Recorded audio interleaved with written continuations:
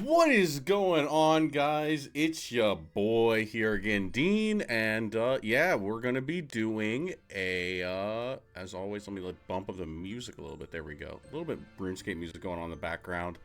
We are gonna be doing, as always, a set review. I didn't want to get anyone today because, you know, friends, they're a little busy this week, and it's a random Wednesday. We finally have the full card list, and I think I'm going to be going through. Can I get this camera like a little bit pointing more at me? It's like, I'm sorry, guys. Professional streamer. Professional streamer. I need a better camera setup, but that's okay. We have a camera right here. Good shit. Yeah, today I want to be going over the Omen set. I want to be talking about like kind of the lore and the thoughts behind like why they made the cards like they did. You know, just getting into it. I guess. Oh, we need that Shadowverse. This Heir to Omens, Shadowverse, Worlds Beyond. There we go. Boom, boom. Okay, title has been changed. We are here now. RuneScape in the corner for those with ADHD. Let's get into it and really talk about. We're gonna start off with the neutrals, and then going from there is like a 76 card set. Which is important because we're going to be talking about some fucking awful cards. We're going to start off with the legendaries and then work our way down, as is customary. So first off, we do have Gil and Elise. Also, I don't know why people hyped up the Omens. The Omens were just kind of like the first archetype. Like, imagine Gladiator Beast. It's like, historically a little bit significant, but like, we're Gladiator Beast. I mean, they were pretty fucking good, so let's be honest. But let's get into it. Guild Elise, first up, 3 mana, 0/3, terrible stat line. I don't like that part at all. And Fanfare, we're going to select another follower on the field, so she can't give it to herself. And give it +2, -2. That's right, +2, -2, just like the original Guild Elise. And if both players have 10 max play points, you do get the sweetness of veracity to your hand. Drain, which on the 0/3 body is not good. I think this card is actually going to be fucking terrible. And on Evolve, we're going to select a follower on the field and give it +2, -2. She can select herself on Evolve, which means this Drain can be a, what is that, like -1 +2, so it's 3. It can be a 4/3 with Drain. A little bit of healing for classes like Sword, but then you're not evolving a Zirconia, which could just pressure your opponent's life total. I have no idea why we'd be using this. And the sweetness of veracity you get is a 5 mana spell, so that's an 8 mana combo on turn 10 and later. Deal 5 damage to a random enemy follower and the enemy leader. It is going to be giving us a little bit of reach. I don't think this is very good. This is like reach for decks that need reach. It's supposed to be a little bit of way to like help close out the game. The problem is that healing is super overloaded, and this is a terrible body in the early game and the mid game. The buff to be able to like clean up. So basically, if you like you need to like have non-impactful evolves, which everyone has good evolves. Let's be honest. Every single like filled out is going to be able like 2-for-1. Zirconia is going to build a board. Right, they've tied evolves to a lot of things. So like evolving this thing for removal, the +2 -2 means that like when it's not removal, it's the worst card ever, which is like terrible for like in a situation where this isn't going to be enough to clear a board. Like a Zirconia is going to have like 6 health, right? And this is only going to be able to represent 4 damage after the evolve. And it's going to like actively make like a card bigger. It can like maybe clear up like 2 of the wards and heal a little bit. But overall, I think this card is pretty weak actually, and the spell it gives. I think that the spell it gives could be like a thing that like maybe Sword uses to close out. You know, like it helps set up like the Albert. It's like kind of like Tentacle, where it's just a little bit more reach. But honestly, I think the Sword cards in general are better than this, and I think that most cards are better than this. Now, as far as the lore aspect, Gillian Elise is the 10th Omen, so she's always been tied to the 10 play points thing. It's been since the first one. It's just like she does something extra if you have 10 play points. But I think this card's pretty bad. Next up is Mirabane, the Great Manifest. Jerry is the first Omen, and before he was really tied into Highlander decks. They kind of did this the shittiest way possible, though. So Fanfare, we're going to add a Great Testimony to our hand. And then you have to evolve him, which means this is going to be turn 4 at the earliest, going second, even if you ramp, and on turn 5, going first. Which makes this like a terrible win condition, because the crest is going to be replace your deck with the Maribane deck and transform the Reaper card at the bottom of your deck into a victory card. That means if you deck out, you win. You now have a new win condition. And the Marebane deck is just every card in the set is a one of.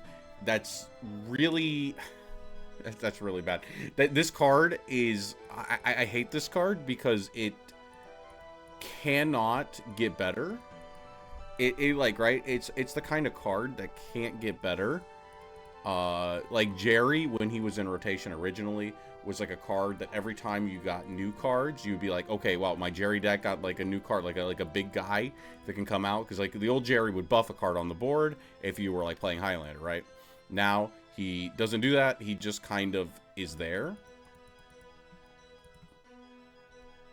It says warning, open widget, whatever. I'm not. Yeah, I'm good connection. Okay. Am I live streaming? Why does it say bad connection? I'm sorry.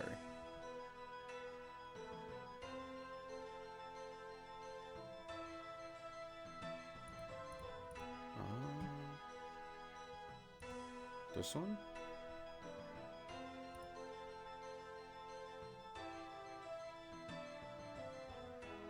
Sorry, in the middle of the recording, I think it's like not going live. There we go. Change dashboard. Oh, okay, okay. We're still good. We're still good.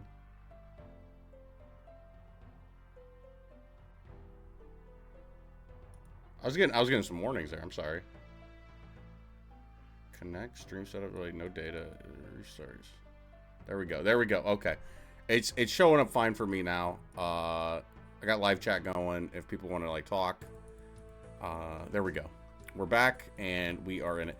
Okay, so the Marebane deck is like a singleton deck, which is like terrible because it means that you are going to be like, right, like there's never gonna be a point where this deck is gonna get better. It can only get worse as like the cards kind of like phase out. Stream ended. Stream finished.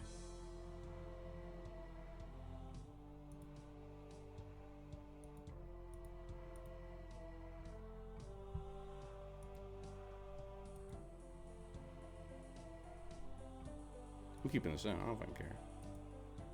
What are they gonna do?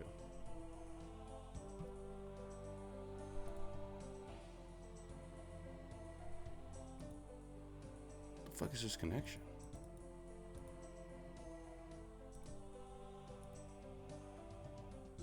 Yeah, we're keeping it in. This is going really well. I'm so sorry, guys. I have no idea why this thing is telling me. YouTube Studio. This is like the worst fucking thing that's ever happened to me with this.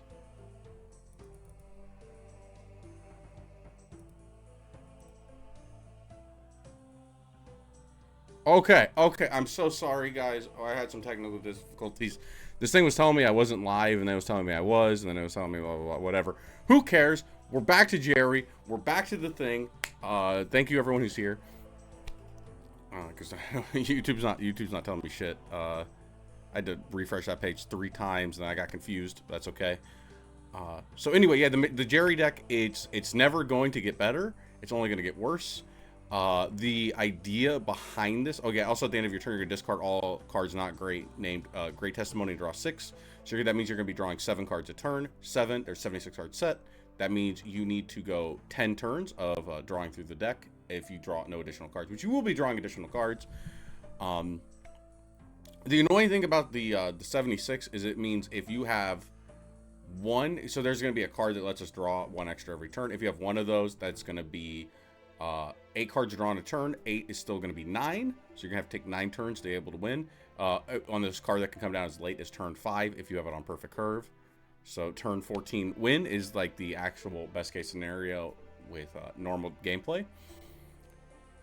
But then if you have 2 of them, like let's say you have 2 of the tablets, you still get like very little, right? Like because 10 or 9 instead of 8 is still going to be 9, right? I believe 81, so that's like 72, right? Yeah, so 72. So you're still gonna have to need 9 turns, even if you have double tablet out, because people are like, oh yeah, the tablet's gonna help accelerate Jerry, because you're gonna get multiple draws. But I don't think it actually works that way. I think that even if you manage to sack into double tablet, you still do not advance your turn count enough to avoid the 9 turns after 5, so it's going to be 14 turn lethal. And since you discard all cards in your hand, I think that only 2 classes, this is only viable in 2 classes. It's going to be Dragon, where you can ramp into this and have additional play points to be able to utilize your new deck and new hand better and faster. And it is going to be Haven, where you can have an amulet on the board that is set to proc after you evolve the Jerry to be able to start drawing into the deck early. If you are not playing one of those 2 classes, Haven or Dragon, you should not be playing Jerry. He just isn't... One, I think he's a fucking terrible card. I think that they made a terrible card. The idea thematically behind this is that the Omens are something that, like, the world has to overcome, and there are these trials that they give the world, right? And that when you put down Jerry, he's the first Omen. He comes down and he says, you're gonna have some trials, and then it's gonna take 9 turns to win with him. And so I guess, like, thematically that makes sense, because after him there are 9 more Omens. And so you're going to be giving your opponent the trials and tribulations, like they're going to have to overcome, like, Marwyn and Lyshina and all that. So thematically, that's the idea. It's terrible in execution, and I really don't like it gameplay-wise. If this is a real deck, I'm going to be very surprised. And if this is something that's beating people on ladder, that's... I don't know. The victory card win condition is, like, always a very toxic win condition. But I just can't imagine this being good because of the fact that you have to get rid of your hand every turn. So, that's Jerry. But then we have the Tablet of Tribulations. Fanfare, banish all duplicates from your deck. And engage, draw a card. I think...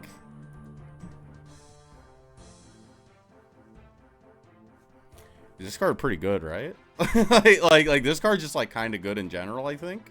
For, like, a deck like Roach, like, right, where you're going to be playing, you want, like, heavy counts of cards so you can draw them, but you usually, like, you don't want 2 Godwood Staffs, you don't want, right, you don't want 2 Godwood Staffs, you don't want, like, double Roach half of the time, you just want, like, a card to bounce it back, you don't want, you usually don't need, like, duplicate copies of these cards, but you want to play duplicates, obviously, for, like, you want to see the cards. And basically makes your deck like a, what's the game? Marvel Snap. Makes your deck a Marvel Snap deck, where you're able to, like, you know, like, just have the consistency of just, like, a very small deck that you're able to continuously draw the cards you need, as long as you're playing a very aggressive strategy and you don't need duplicate, like, copies of cards. Like, Sword wants to have, like, the back-to-back cards and wants to do the grind game, but, like, Roach doesn't want to, like, have to draw its entire deck. It would prefer to be able to, like, apply pressure and just kill its opponents. Like, Roach could actually benefit from this.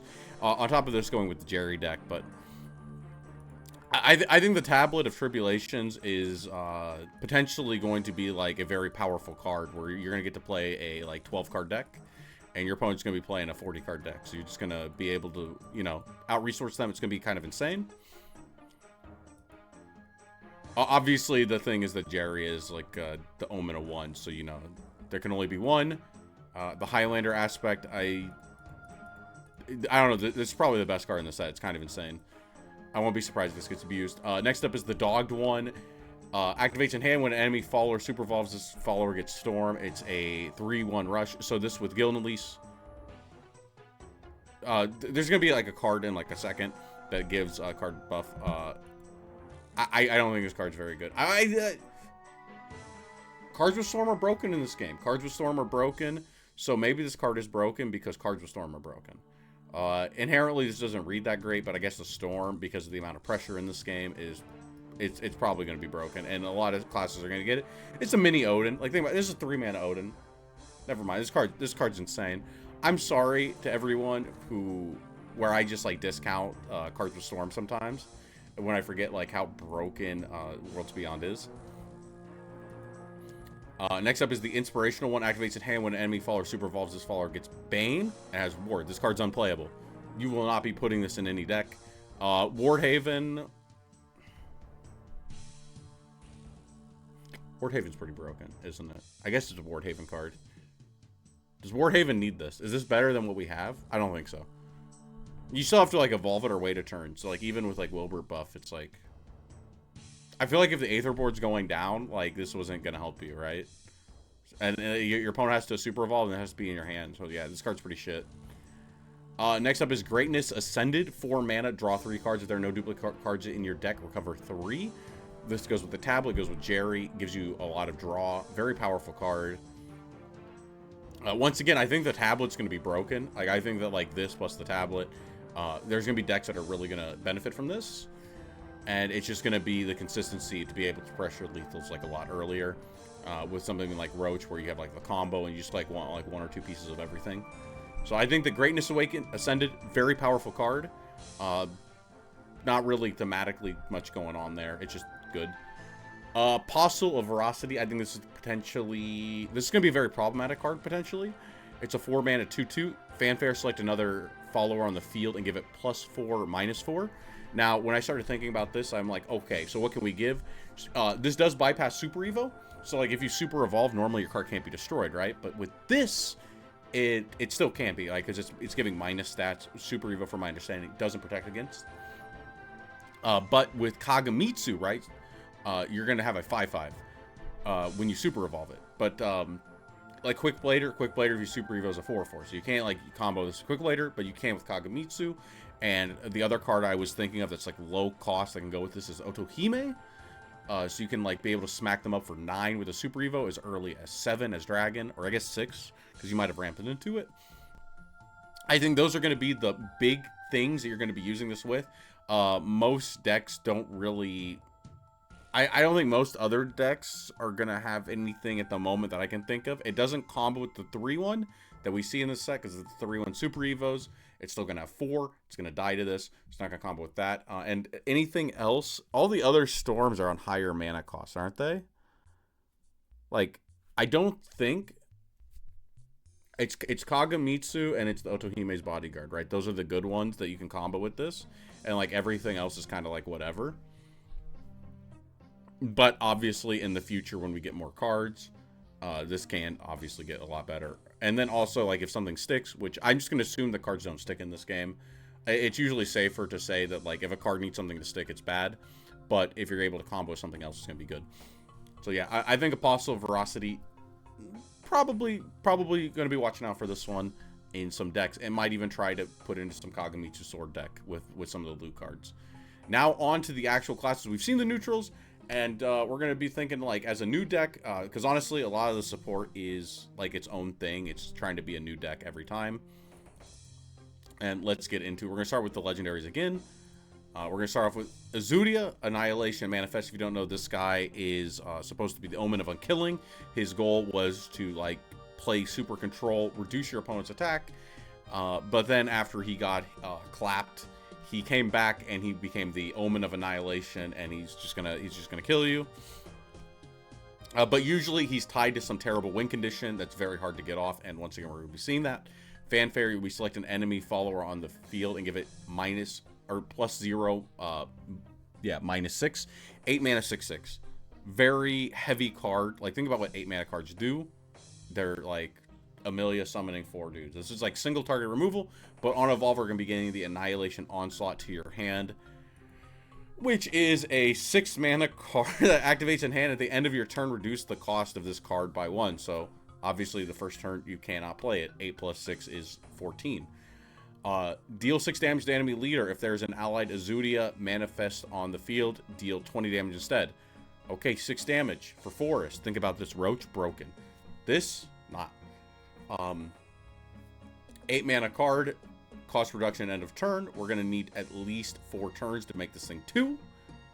So that is once again a turn. What is it? A turn 12? Is a turn 12 lethal for Forest. Stay with Roach. Just saying, Azudia, once again, he has a history of not being very good. And I think that this card is also not very good. I don't see any real way to combo this that I can think of. So, yeah, I think this is like a definitely sleeper one. We don't want to be playing this. Next up is we have the Cruel Heir to Unkilling. This is the new lore. Is I thought the Omens were gods.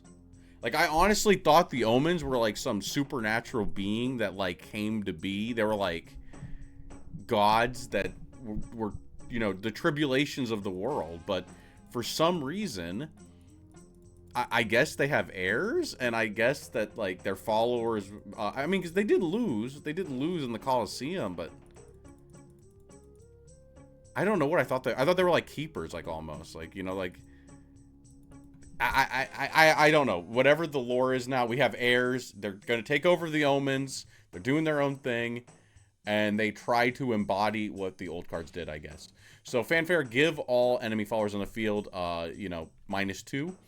So it's gonna be like a little AOE board, a wipe that honestly is probably not good enough most of the time, but it is what it is. I wish I could get this a little bit better. There we go. Ambush. Once on each of your turns, when an enemy follower is given defense on the field, restore 1 defense to your leader. So, a little bit of a banner effect. Ambush can be very broken, depending on like what kind of cards we get to go with it. And on Super Evolve, we give our opponent the Cruel Heir to Unkilling. So we're giving our opponent a crest. And whenever an allied follower enters the field, give it -1/-1. That's going to last for 2 turns. Seems a little underwhelming. I guess like it can like stop an Albert, maybe a little bit. It is a Super Evolve, which is like as Forest already. Like, right, you want to be super evolving for like lethal lines, and you want to be super evolving for like Carbuncles or Olivia's, or there's like 50 other things you could be doing. And this is like, far as removal is terrible. It like stops a little bit of damage from your opponent. And then it triggers the ambush effect, which is on each turn when an enemy follower is given like minus defense, we get to heal 1. It could be good. This could honestly be like a little annoying, like depending on the support we get. If they decide to go like ham on supporting like Control Forest, it could be good. I'm not 100% certain though. I personally, when looking at this, I don't see a very powerful card. This isn't like Lamaga where it can set up like very powerful like turns. It just seems like a little annoying. It can like stop an aggro deck from like killing you. But at the end of the day, you're like wasting a Super Evolve slot, and then you've got to like have all the other pieces to go, and you just get a little bit of health.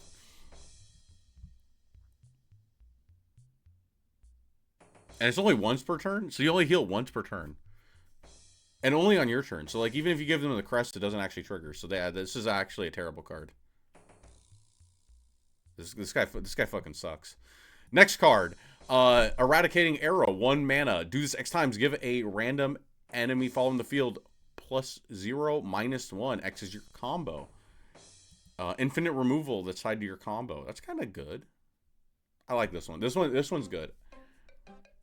Especially, like,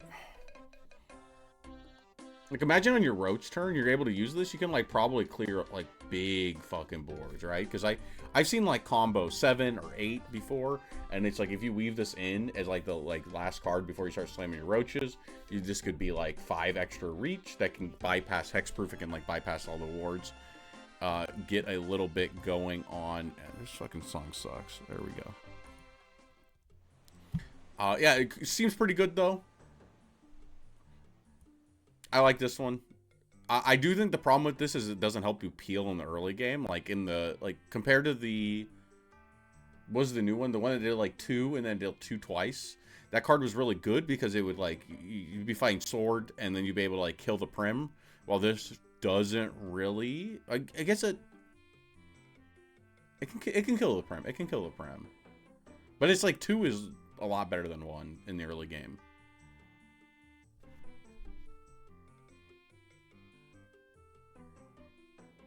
I still like it, though. I do like this card.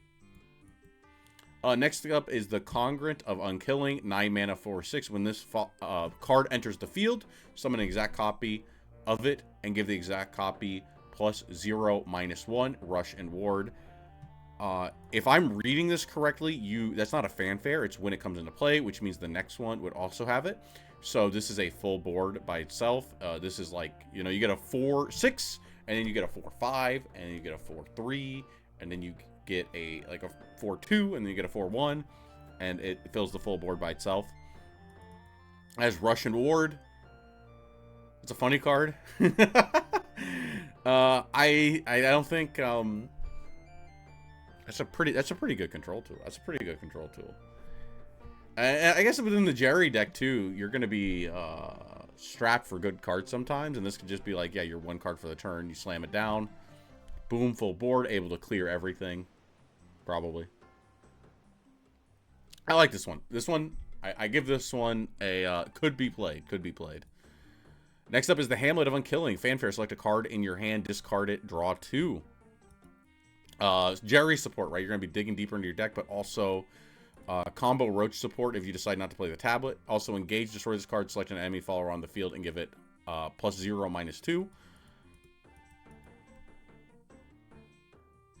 I mean, I like the idea that, oh, it's 3 mana. 3 mana is so rough, isn't it? Do we like this card? Do we think this card's good? So you get a filter to draw 2, so you +1 on hand. You get like removal on the thing to give -2. The crazy thing is this is like the only payoff I've seen is you get like 1 heal once per turn. Right?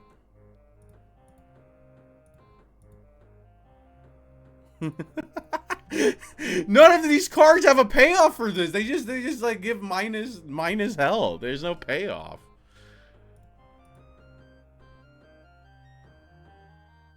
This card is fucking terrible, right? 3 mana for a snipe. 3 mana for a, what's it called? It's not Blazing Breath. The dragon spell. Dragon Strike? Is that it? Yeah, 3 mana for a Dragon Strike. And a draw 2. I can't completely discount it because at the end of the day, it is hand filter. And it's draw in the Jerry deck. And the Jerry deck's just going to want that draw. But, like, constructed, I don't think you're playing this. But maybe, no, because you don't play the draw 2 spell. You don't play that. Yeah, terrible. Next up is Greatwood Warrior, 4 mana. Last words, add a Deepwood Bounty and Fairy to your hands. It was a 4 mana 4/4 that adds 2 cards. Probably broken in Take 2, but Take 2 is like a format I don't want to like recognize as existing. Sorry about that. Couldn't talk. Deepwood Bounty, of course, like generators are definitely broken in Take 2, but yeah, I mean, you're putting down a vanilla at the end of the day. It's not the best card. You're probably going to be wanting to hit combo for your Godwood Staff. Take 2 card. And, oh wait, which one is this? We're on to this. 6 mana 5/5, or 5/6. Supplicant of Unkilling. Fanfare, give all enemy followers on the field +0, -3, right? Yep. Super Evolve, replicate the effects of this card's Fanfare abilities. You're going to be hitting the entire board for 6. It's like a mini Tempest Dragon. It's like Tempest Dragon for Rune, or for Forest. Do we think that's good? Super Evolve. Super Evolve. Why can't they just give you cards of like Evolve effects? Why does it gotta be Super Evolve? So let's talk about it. Let's look at Dragon, which can ramp. Have you guys played the Draconic Strike that goes bwop and hits everything for 3? If you have, you'd know that card's not good enough. That card is definitely not good enough. So on base, this card is not a good enough card. 100% just not good enough. Now, on Super Evolve, if you've ever played with, what is the other dragon card? The one that does 5 to the board. The 5 is good enough. 5 is good enough. So 6 is definitely good enough. 6 is going to be able to clear, like, Norman Raw. Ooh. Fanfare, this on curve does answer Norman. It answers the wards, which are, like, kind of annoying for the deck. It's usually not annoying when they play down, like, 1 Norman. Your hand can usually handle it. But, like, when they play down a second one, it's like, that's when your back gets broken. You get back broken by the second Norman, never the first. So, is this, like, worth teching one of in just, like, normal, like, Roach because of the -3 being able to, like, clear the Norman? And then, like, you don't...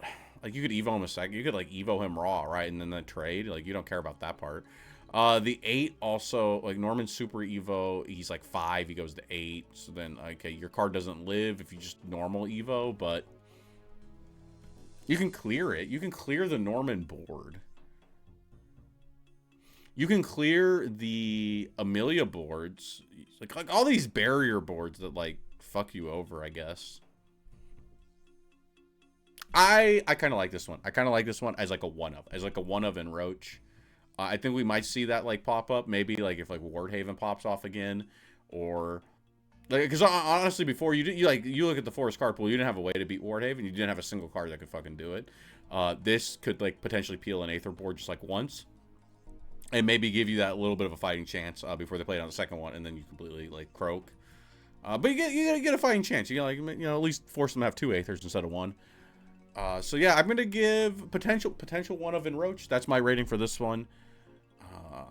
Next up is Bestial Swipe, 2 mana spell. Select an enemy follower on the field and deal it 4 damage. Combo 3, draw a card. This card's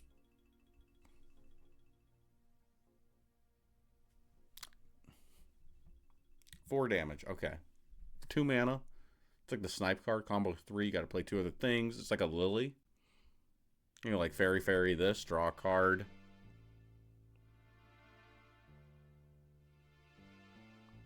I don't know. Anything with combo that says draw is in a interesting spot in the game where, like, it could be played. It could be played. It depends on if the 4 damage lines up, like, really nicely in the meta.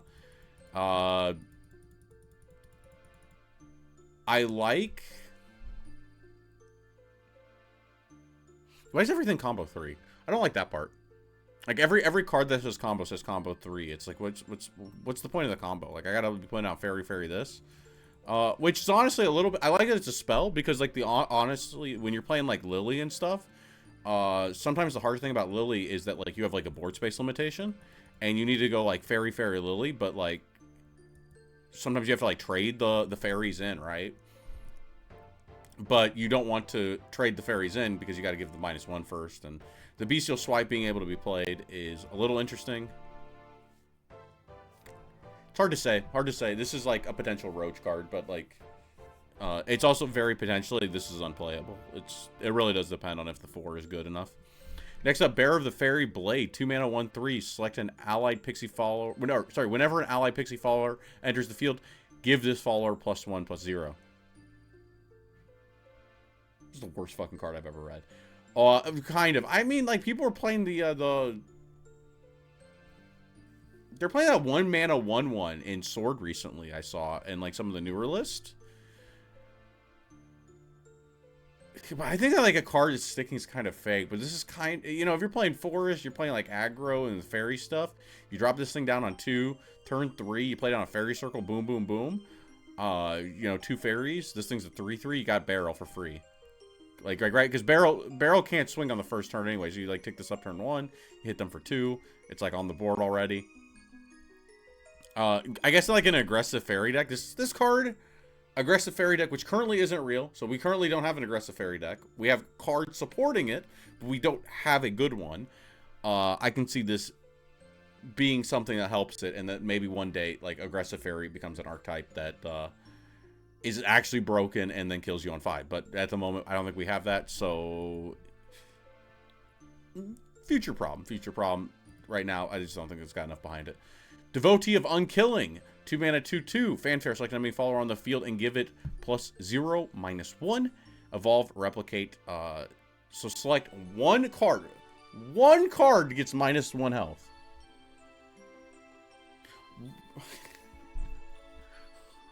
Oh my god. Oh, dude, it kills the bat. It kills the bat when you're fighting aggro Abyss. It kills, like, the sword cards. I mean, there's, like, definitely some sword cards that are very annoying, right? Like a Prim behind a ward, a Valse, yeah, Valse, right? The samurai guy they play on 2 sometimes. It's got Bane when it's got the Super Evos. There's definitely some cards that this can peel. If it's like not doing it, and, like, you're never evolving this. Like, the evolve's pretty terrible. But it can peel. But it's, like, so situational. If you peel, I don't think you'll be playing it. Yeah. So, like, Forest. Overall, I'm not very excited about any of the Forest cards, other than this guy to counter, like, the Rune meta. If, like, Norman's popping up a lot, watch out. He will be a 1-of index. I guarantee you this guy will be a 1-of if, like, the current Rune deck is still just dominant. Which, after looking, I've glanced at some of these cards. After looking at it, probably whatever you're playing last format is probably the meta this format. And then Sword. On to Sword. This is probably going to be the best class. They got some fucking insane cards. They were already the best class, and they got better cards. And everyone else kind of got stinky doo-doo. So let's get into it. We've got Octress. Octress is the Omen of Usurpation. And the like I said on the Shadowverse news, the thing I'm confused about with Octress is that her thing, so when the Omens were defeated, right? They came back because they wanted to, rerun the cards, and basically the men like swapped what they were doing. So like Azudia went from unkilling to like just killing everyone. I think it's like you can't kill what's already dead, was his thought process. But like Octress just doubled down on being a thief, like stealing stuff from people. But yeah, she comes back 3 mana 3/3 fanfare. We're gonna gain the Crest Octress Hollowness Manifest. And basically, every time you get a Gilded Blade and a Gilded Necklace. So the Gilded cards do new things, and they're kind of insane. The blade still just deals 1 damage, but it can hit face. A little bit of face reach there, a little bit of burn. And then the necklace actually gives a card on the board plus... It doesn't give +1/+1 like it used to. It gives +0/+1 and ward. I don't know if the ward's good. Like this one's honestly kind of bad, I think. Potentially, like, maybe have live something through a trade. Can be good. I wonder, is there like any broken like card you can give ward? Like, what's the most broken thing to give ward in sword? Is there like, I imagine in the mirror it can be big because you can give the Amelia Storm, right? So you can like deny an enemy Albert because you have a 6/6 ward instead of like the 3/2s. You don't have to super evo. Like I honestly, every time I had people say like, yeah, you super evo the ward, I thought that was fucking terrible. When people say you beat the mirror by super evo in the ward with the Amelia, I'm like, so if your opponent like has like an out to your board, you're just left in a position where what do you do? Like what do you do? Because like then you get into this stalemate where neither player has like a super evo and turns into this discussion grind game that lasts for 100 hours. But yeah, if you can give the Amelia ward, then that's actually like playing around because you just like trading with the knights. You give the Amelia ward, boom, the Albert can't kill you, and you didn't have to fucking use an evo. So now you're in a better spot. So yeah, this card actually can help sword a little bit. And then the spell that she gives, because okay, yeah, sorry. Then we get the crest and has countdown 8. But whenever you play or fuse a loot card, that is she's like stealing stuff, and the loot cards are what you've stolen. You advance this crest countdown by 1, and on top of that, you always get the countdown at the beginning of turn. So, like, after 3 turns or so and some mana, you get the Remnant of Hollowness to your hand. And the Remnant of Hollowness is a 1 mana, deal 4 damage split between all enemies. It does have to clear board first. When people are talking about this, like, crazy out-of-hand damage that sword has, they will have to have dealt with your board. So, it's not as good as... It's good. It's good. Don't get me wrong. 4 mana to face when they clear your board is pretty gross. But it is tied to this crest that you can only have 1 of. So if you get a second Octress, you can't like get 2 of this spell, and then you have to like play down the second Octress and then complete the quest again. It's a little annoying to get multiples of these. Unlike the original Octress, we give it on Evo and it could Evo for free. So you could go like turn 3, get an Octress, turn 4, get an Octress, start fulfilling the condition. Can't do that this time. But I do recognize it, like, once the spell plus everything else, it could be really broken, actually. And next up, we have Seiryo, who is the leader you can pull for, which I'm actually quite happy about because, you know, I'm just more excited that we have a leader that is from Shadowverse Worlds Beyond instead of Shadowverse 1. I had every leader in Shadowverse 1, almost. Like, I think I was missing, like, 2. I don't want to see Galmu again. Like, I like Galmu. But I'd go play Shadowverse 1 if I was seeing more Galmu. Like, why? If I'm playing Worlds Beyond, sell me the Worlds Beyond characters. And so since Seiryo, it's the first time they're doing that, and I might pull for him because of that, but I hate swords. But fuse loot cards. So we're going to be able to fuse to him. And there's 4 different loot cards, so that part's going to be important. And fanfare, deal X damage to all enemies. X is the number of differently named cards fused to this card. So we're going to be able to hit everything for 4. So face and board. And Super Evolve replicate the effects of this card's fanfare ability, so there's going to be 8. This card's so fucking good. Okay, so this is 8, and then you have the 1 mana spell because you fused to him because you managed to complete your quest, so that's going to be 12. Yeah, now that's pretty fucking broken. That's, like, egregiously broken. Sword is, once again, being a menace. 7 mana, AoE the board for 8, hit face for 4, This is the strongest card. This is the strongest card, not only in the set. This is potentially the strongest card in the game. Like this, non-targeting destruction, hitting face at the same time. This is the card that will get banned or nerfed. Or this is the card that's going to have a balance change on it. I'm calling it right now. You'll have a balance card on this card within the end of the month, potentially earlier. I would not be surprised if this is the only thing on ladder tonight when we go live. It's legitimately that good. It's legitimately that good. I cannot believe this card was printed, especially with as strong as like Super Evos are, because then afterwards you're gonna be presenting a 8, 9. Like this thing has like this thing has fucking huge stats. Why is it so big with an effect like that? Like why is it so big with an effect this good? And the loot cards, like all the cards give you 2 loot. It's not like it's gonna be hard to get this like quest done. You're just gonna play these loot cards. This thing's gonna blow your opponent up. Very powerful card. Would not be surprised. Like this card, this is the one. Next up is Returning Slash, Swordcraft, Fuse, loot cards. Another card that we can fuse loot cards to if we have additional copies instead of Seiryotennan. Deal 2 damage to a random enemy follower, add a Gilded Blade to your hand, which is another loot card. If you fuse to this card, draw a card. So basically a little bit more draw. 1 mana, deal 2. Random, it can bypass the... It can bypass, like, all those ambushed followers. We have a few of those. And then you get extra draw, like, later on in the game. Yeah, these cards are really good. All the loot cards are broken. Except for this one, probably. Congruent of Usurpation. What does this guy look like? Looks kind of cool, I guess. He has Fanfare Allied, a Gilded Goblet, and Gilded Boots to your hand. So you get 2 loots. Like I said, all the cards you give multiple loots. And whenever you play or fuse a loot card, deal 3 damage to a random enemy follower. That means if you have the spell in your hand, you got Seiryotennan in your hand, boom, boom. It's like the artifact cannon on a body. Same problem where fusing doesn't require resources. It does more damage than the cannon. Remember the cannon where you could only fuse like 5 times total in a game? Now you're going to be able to fuse a lot more. While getting massive board clear with it. And it's going to be random as well. So it's going to bypass cards like Ambush and Hexproof. And on Evolve, we're going to be recovering a play point to be able to play or fuse one, or be able to play one of the loots. Card's really good. Actually, this card's really good. All the loot stuff is insane. All the loot stuff is insane. It gives you 2. Next up is Lair of Usurpation. Destroy this card. It's a 1 mana amulet, and we can engage it. Just destroy it to select a mode. We either get a blade and a necklace, or a goblet and a boot. What did this guy give us? Gilded necklace or goblet and boot? Goblet and boot. Okay. Yeah, so like all good card design. The cards that give you 2, you have an option to do.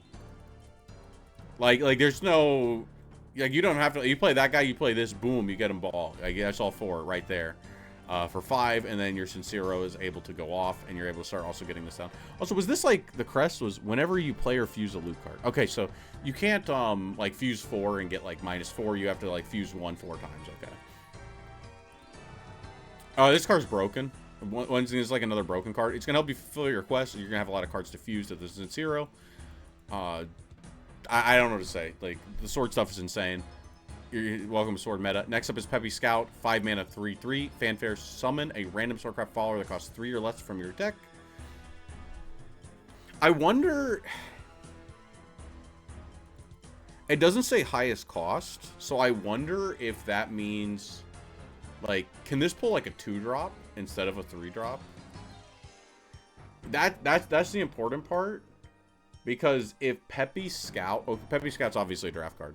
But if you could force Peppy Scout to, like, summon something... Like, if it only summoned a 3-drop... And, like, your only 3-drop is, like, Kagamitsu.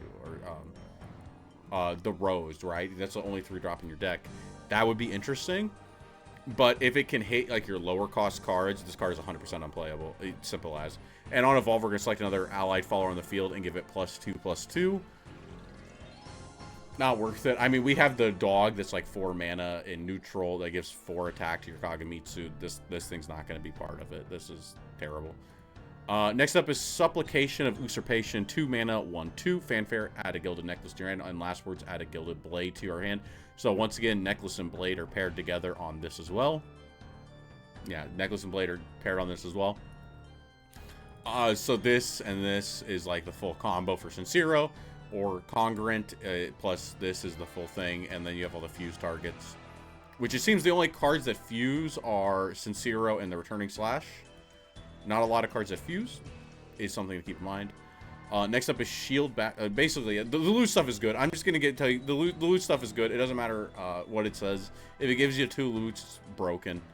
The stat line doesn't matter. You're gonna blow them the fuck up with this card and then win the game.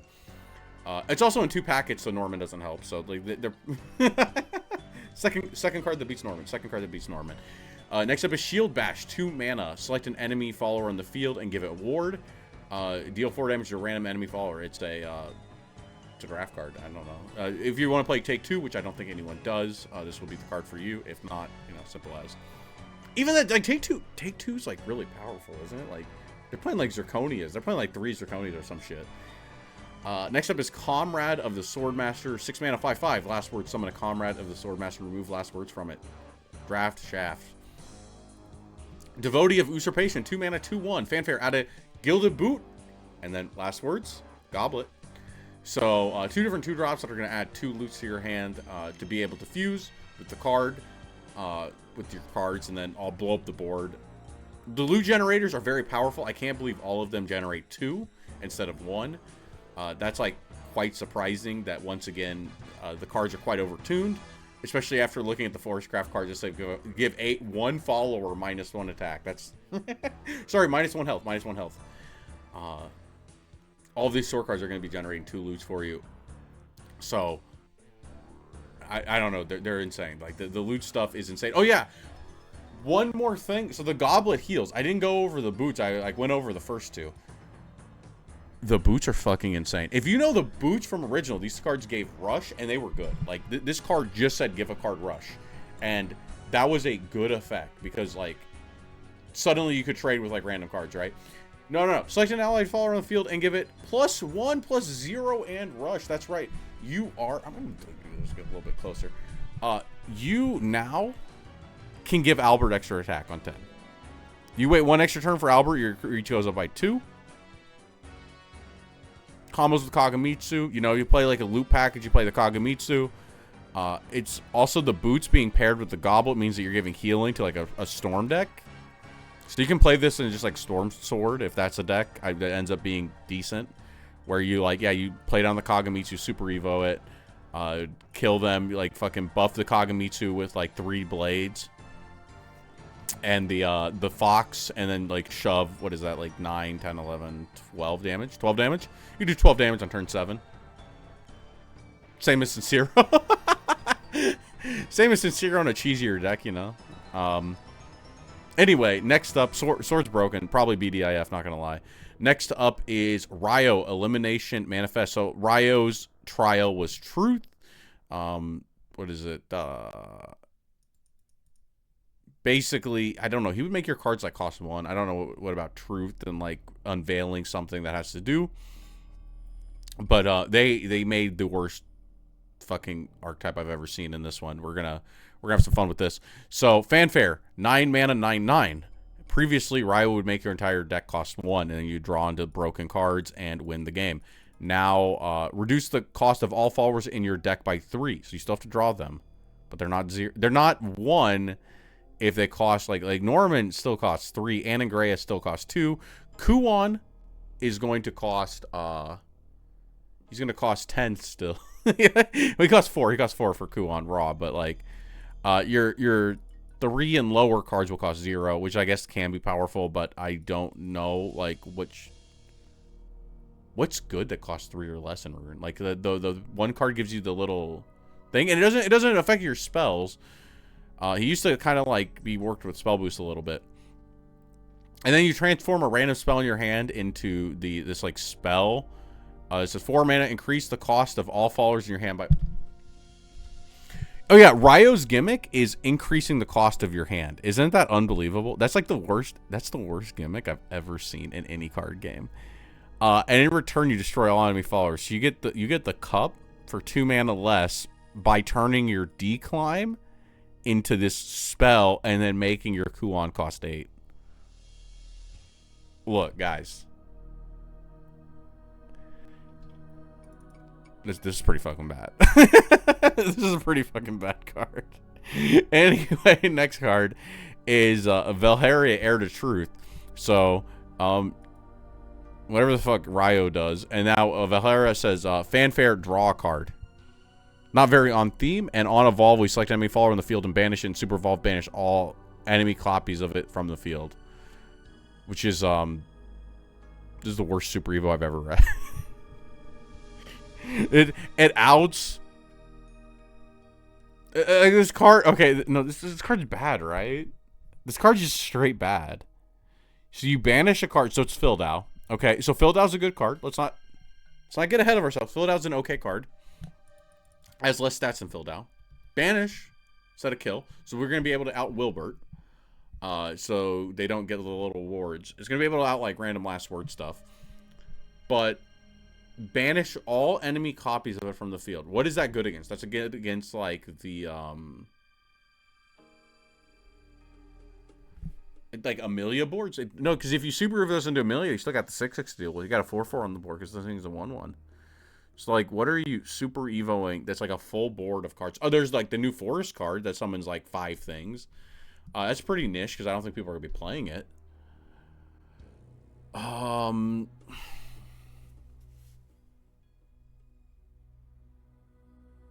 There's like nothing, right? There's like nothing for this. There's like random sword board configurations where they play the dogs and you super evo this to clear 3 dogs. But like, the fuck are you doing? Like what are you actually doing at that point?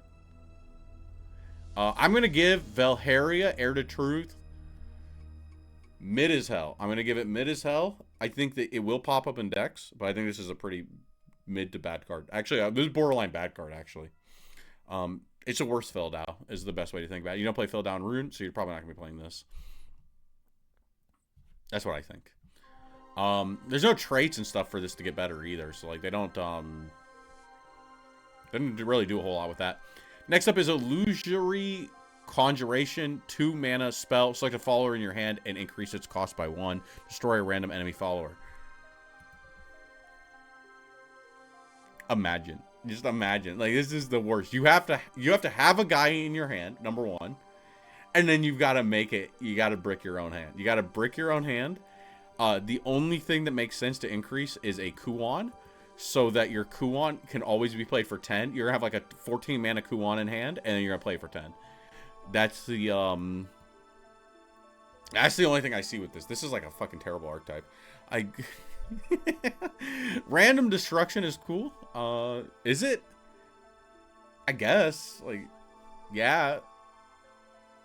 Most cards summon a full board though. It's random. Terrible.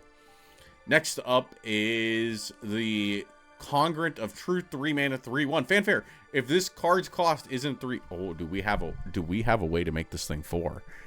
We get 2 exact copies of it, so we get 3 of these, and there's a 3/1 rush, super evolve, summon an exact copy of this card. So we're going to be able to get 4 copies of this on Super Evo, clearing our opponent's board with a bunch of 3/1 rushes. I think that this card is decent, believe it or not. I think that, like, this is an okay card. The problem is that, once again, we have a small set, and so increasing the cost of cards, there's like going to be like 3 or 4 cards that increase the cost of cards. There's like 1 payoff card. So that's the real problem. But 4 mana for 3, like, right, like, think about the dog. The dog that Sword has, you're playing 6 mana for that, and that card is like decent. The dog is like decent. It doesn't make every list, but it's a good card. This is a good card because it costs 2 mana less. Next up is the fucking worst song ever. Jesus Christ, dude. What are these, like, high-pitched songs? Anyway. Risky Amalgamation, 4 mana spell. Summon a Rune, or Guardian Golem, which is the 3/3 ward, and a Clay Golem. This card's pretty good. Right? It's like a body. It's like bodies, ward, this thing. You can put it in the Spell Slinger deck that doesn't actually have any cards that have spell boost, because we're not printing spell boost cards in this game for some reason. We're just printing followers. It's not really a dirt card. It's not really much of a card that goes with a whole lot. It kind of goes with the Emilu, like the Juno Golem spam. But I think this is a decent card. It's like 5/5 worth of stats for 4. You don't need the Evo. What are you doing with the 4 mana slot on Rune anyway? Like, when you don't have the Evo? Like, nothing. So, yeah, I can see it. Next up is Institute of Truth. 3 mana amulet, countdown 5. Whenever you play a follower whose cost has been changed, draw a card and advance this amulet's countdown by 1. So, reminder, it goes down 1 every turn as well. So, you have like maybe like 2 to 3 draws. This is a like 2 to 3 draws with this card, I imagine, if you play it, which is not a lot. I think you'd be hard pressed to see this card outcompete the Seraphic Teachings. I think you'd be hard pressed to see that. And on Engage, we can make a card on our board in our hand cost more. Give it +1/+1. Now that's actually good with the 3 mana card. I'm not gonna lie, that interaction pretty good. You take this out on 3, you make the guy cost 4, curves perfectly, and then on turn 4 you get a board of 4 2s. You get a board of the dogs with only a terrible setup, and you get to draw one. Ooh, fancy, fancy. The dogs on 4 might be broken, but then it's a 2-card combo, so is realistically are you gonna see it? Probably not. And the cost of a follower who's Emmylou support. Emmylou is good because she has the cost reduction. Who else has cost reduction? Is anyone else? Emmylou's really good with this, actually. Like, really good. So not only do you have the thing with the dogs, but then you can play the Emmylou, get to draw twice.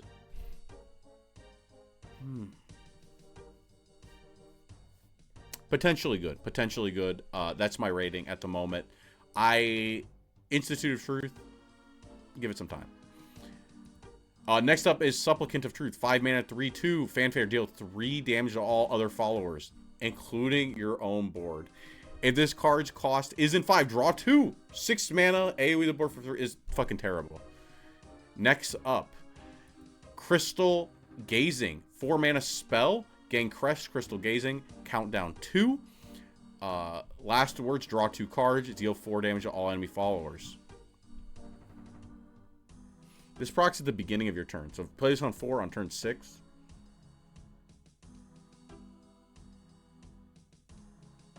It's like really good with Norman, isn't it? Because like Norman, okay, follow me here.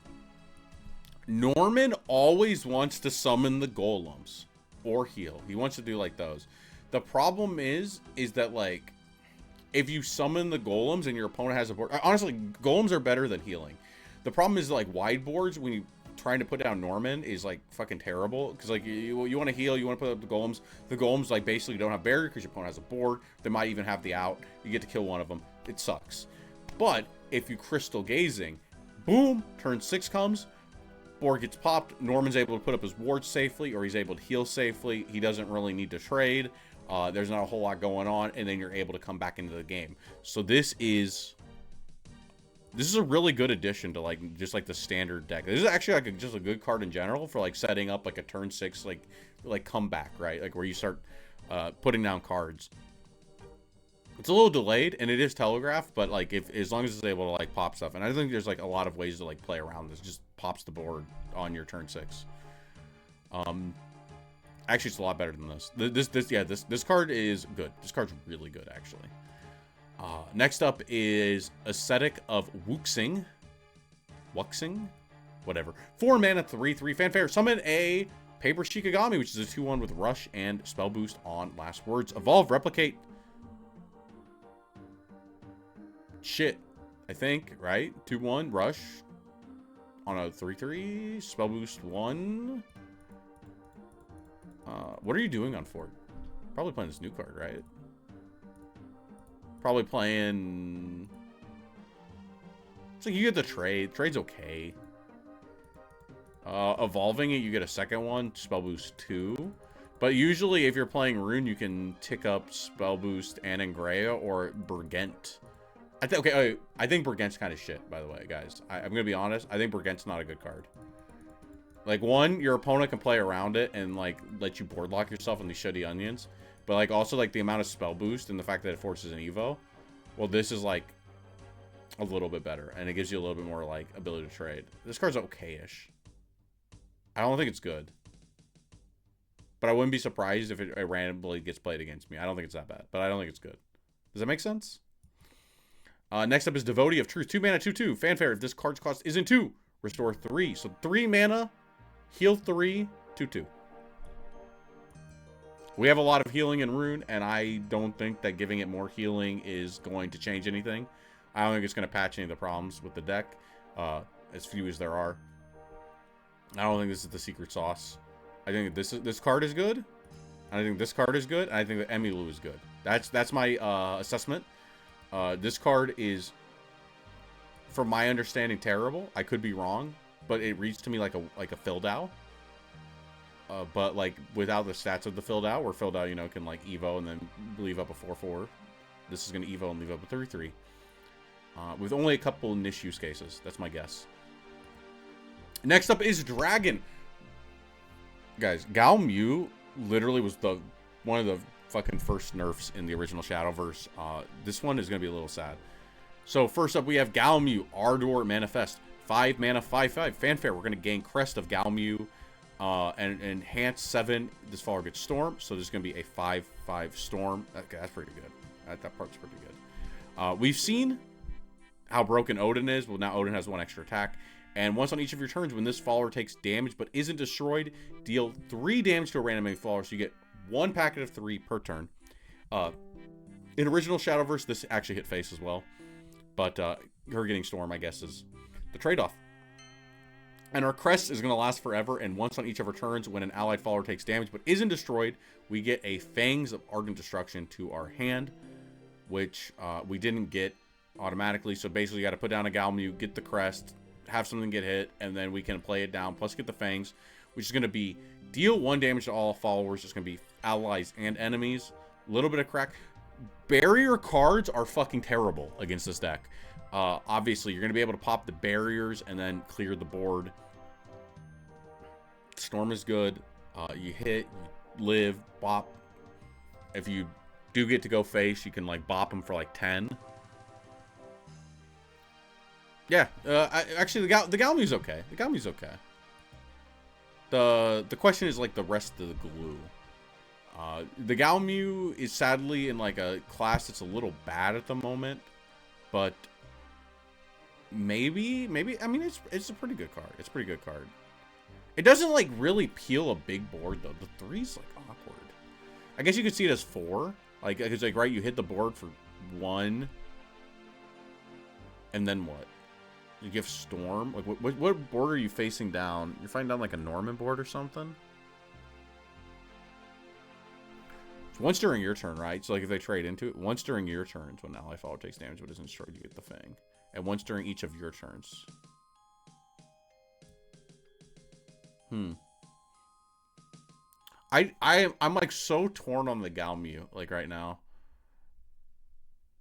The Storm is broken, so we're gonna be playing Storm. She's mid, but her support the air, just saying. Quite insane. I mean, think about this too. You super evo her.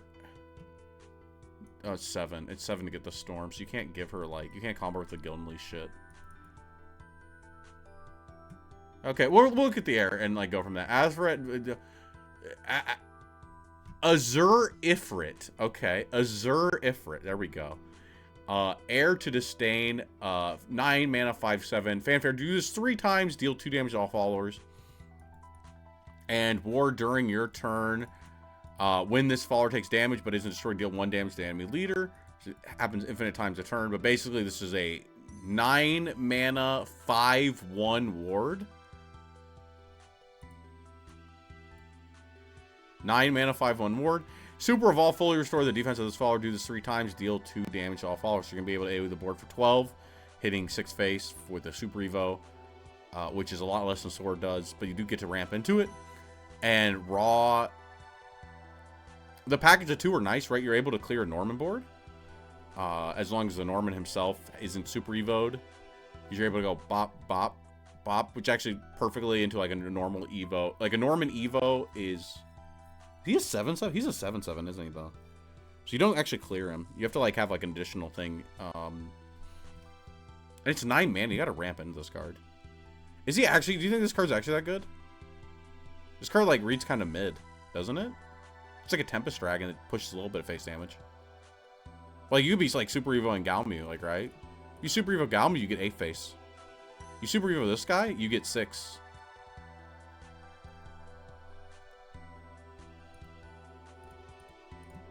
So, like, I play this down. You're saying I play this down on 5.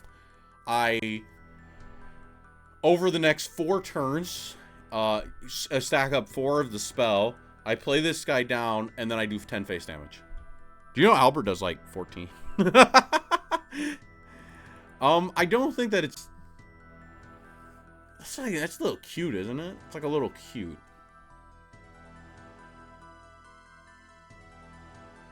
It's a lot of work. That's a lot of work for like 10 to 11 damage. Well,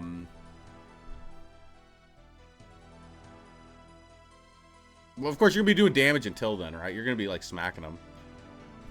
Everything falls apart compared to Sword. Isn't that so sad? I guess... I mean, you can ramp into it. So you can say this is like 8 mana or this is like 7 mana. And then it becomes like really good. Like when this is a 7 mana card, it's really good. So... I can see this being real. Yeah, I mean, we'll have to see. I hate doing these like set reviews like before playing the cards because I'm just kind of like guessing. But I think that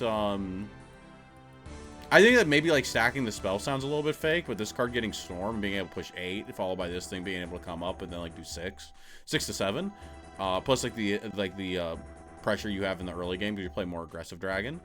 I can see this being good. Next up is Ferocious Flame. 1 mana, select an allied follower on the field and deal it 1 damage. So combo with the other cards, if you have enough mana. Deal 3 damage to a random enemy follower. If you're in overflow, draw a Dragoncraft follower. So we're going to be able to get our cards better. A little bit of tutor for 1 mana, a little bit of removal, and activating our effects. Decent card. This one's actually just decent regardless. It doesn't matter like what type of dragon you're playing. It's good. Congruent of Disdain. 6 mana, 5/7. Fanfare, deal 3 damage to all followers. At the end of your turn, this follower's defense is 3 or less, which it will be 4 if you just play it raw, so it's not going to activate this. Give all Dragoncraft followers in your hand +1/+1. A little bit of buff dragon. You have to like Evo it and then trade into something that has like at least 3 attack to be able to proc that, or you have to have like a spell to be able to hit a second time to proc that, which then would give the Galmu extra reach. Now that's where stuff starts to get a little good. Is when if you're buffing the Galmu in the hand, but that seems like a little too cheesy. This is honestly Fenny support. I think what Fenny wants is cards in this like mana bracket that are good enough to play. Because honestly, Genesis Dragon and Tempest Dragon, the problem is that while they're good cards, they're very heavy. I know it's crazy. I'm talking about Fenny, but like I think that Fenny wants cards like this in the 6 mana slot and the 7 mana slot and the 5 mana slot. That are good, and that when they get the cost reduction, they're really good. Fanfare, deal 3 damage for 6, kind of mid. Buffing your hand, kind of good. But if this is 3 mana, and if it's just like helping you curve into the Fenny, this is a good card. It's like good enough.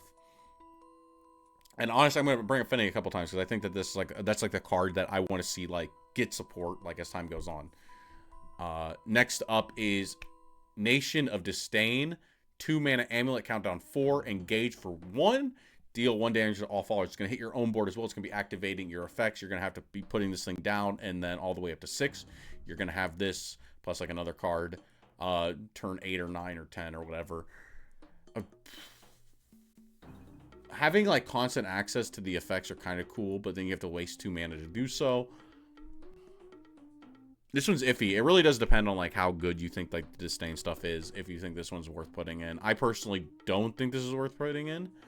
But I see where it does get to like proc your effects for free. Maybe get to buff your hand. But then this guy costs 7. Because the thing is, you have to always add in that 1 extra mana to everything, and that's where it goes from being like okay to like wow, I spent 3, 4, 5 mana. Like how many times you're activating this card for it to be worth it? Because if you only activate once, that was 3 mana to ping 1. And if you end up saying, wow, this is going to cost me 6 mana across 4 turns.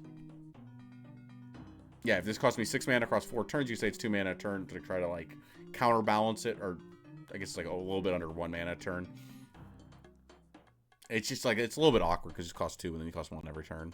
And it's like you're playing off curve to, like, hurt your own cards. Like, you get to pop bears. That's cool. You get cards like this one. I guess we're on this thing instead. The Ocean Rider, 3 mana, 1/1. Fanfare, summon a Orca. If you're an overflow, summon 2 instead.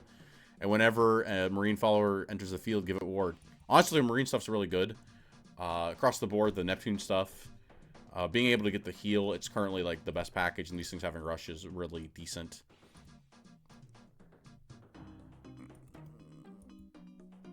The heal is just so good. It's like once you get down Neptune, this card's broken. I do like it. Next up is Supplicant of Disdain, 5 mana, 3/5. Rush Ward at the end of your turn. Fully restore defense to this follower and restore the same amount to your leader. So, you're able to trade and then heal up. Restore the same amount to your leader. This is terrible Super Evos, by the way. Oh, this was one of the Musketeers. This was Perseus, was it? Porthos. It was Porthos, sorry. Porthos was the Musketeer in original Shadowverse and Swordcraft. Had the same line of defense, or same line. No, it was Athos. Athos. Guys, I'm so sorry. I'm trying to remember cards. Rush Ward. So you always get the 3/5 ward. Potentially 4/5. 4/6. Yeah, I mean, this is good. This is good. It helps with the Fendi deck. Once again, cards that help in the 5 mana, like 6 to 5 mana slot that are playable throughout the game. I think the worst thing about this is it raw does not answer a Zirconia. Like, you can't, like, if your opponent, like, Evo's a Zirconia, you got nothing on board. This card, even with Evo, doesn't answer it. That's, like, the only annoying thing about the stat line. But as long as you're able to, like, trade into something and get that heal, I think you're in a good spot. And the heal's just good. I mean, Dragon has a lot of healing, and this is like the healing that activates before 7. So, I actually like this card. Next up is Raging Lightning, 3 mana, deal 5 damage to all followers with the highest defense. So if your opponent's got like a big ward board or something, they're playing like...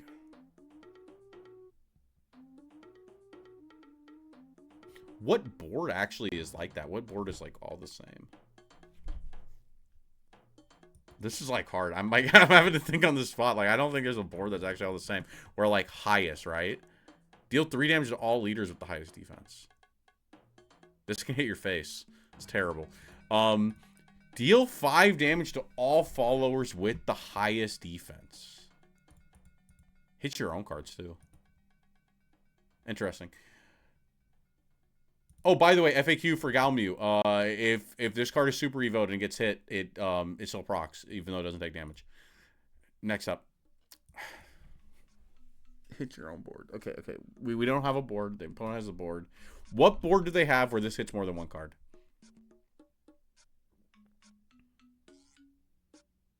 I can't think of one. I can't think of one because, like, the Luminous Paladin that summons a full board summons 2/2s, and it's a 1/3. Amelia summons 3/2s and is a 6/6. The Gildaria summons 2/2s and is a 6/6.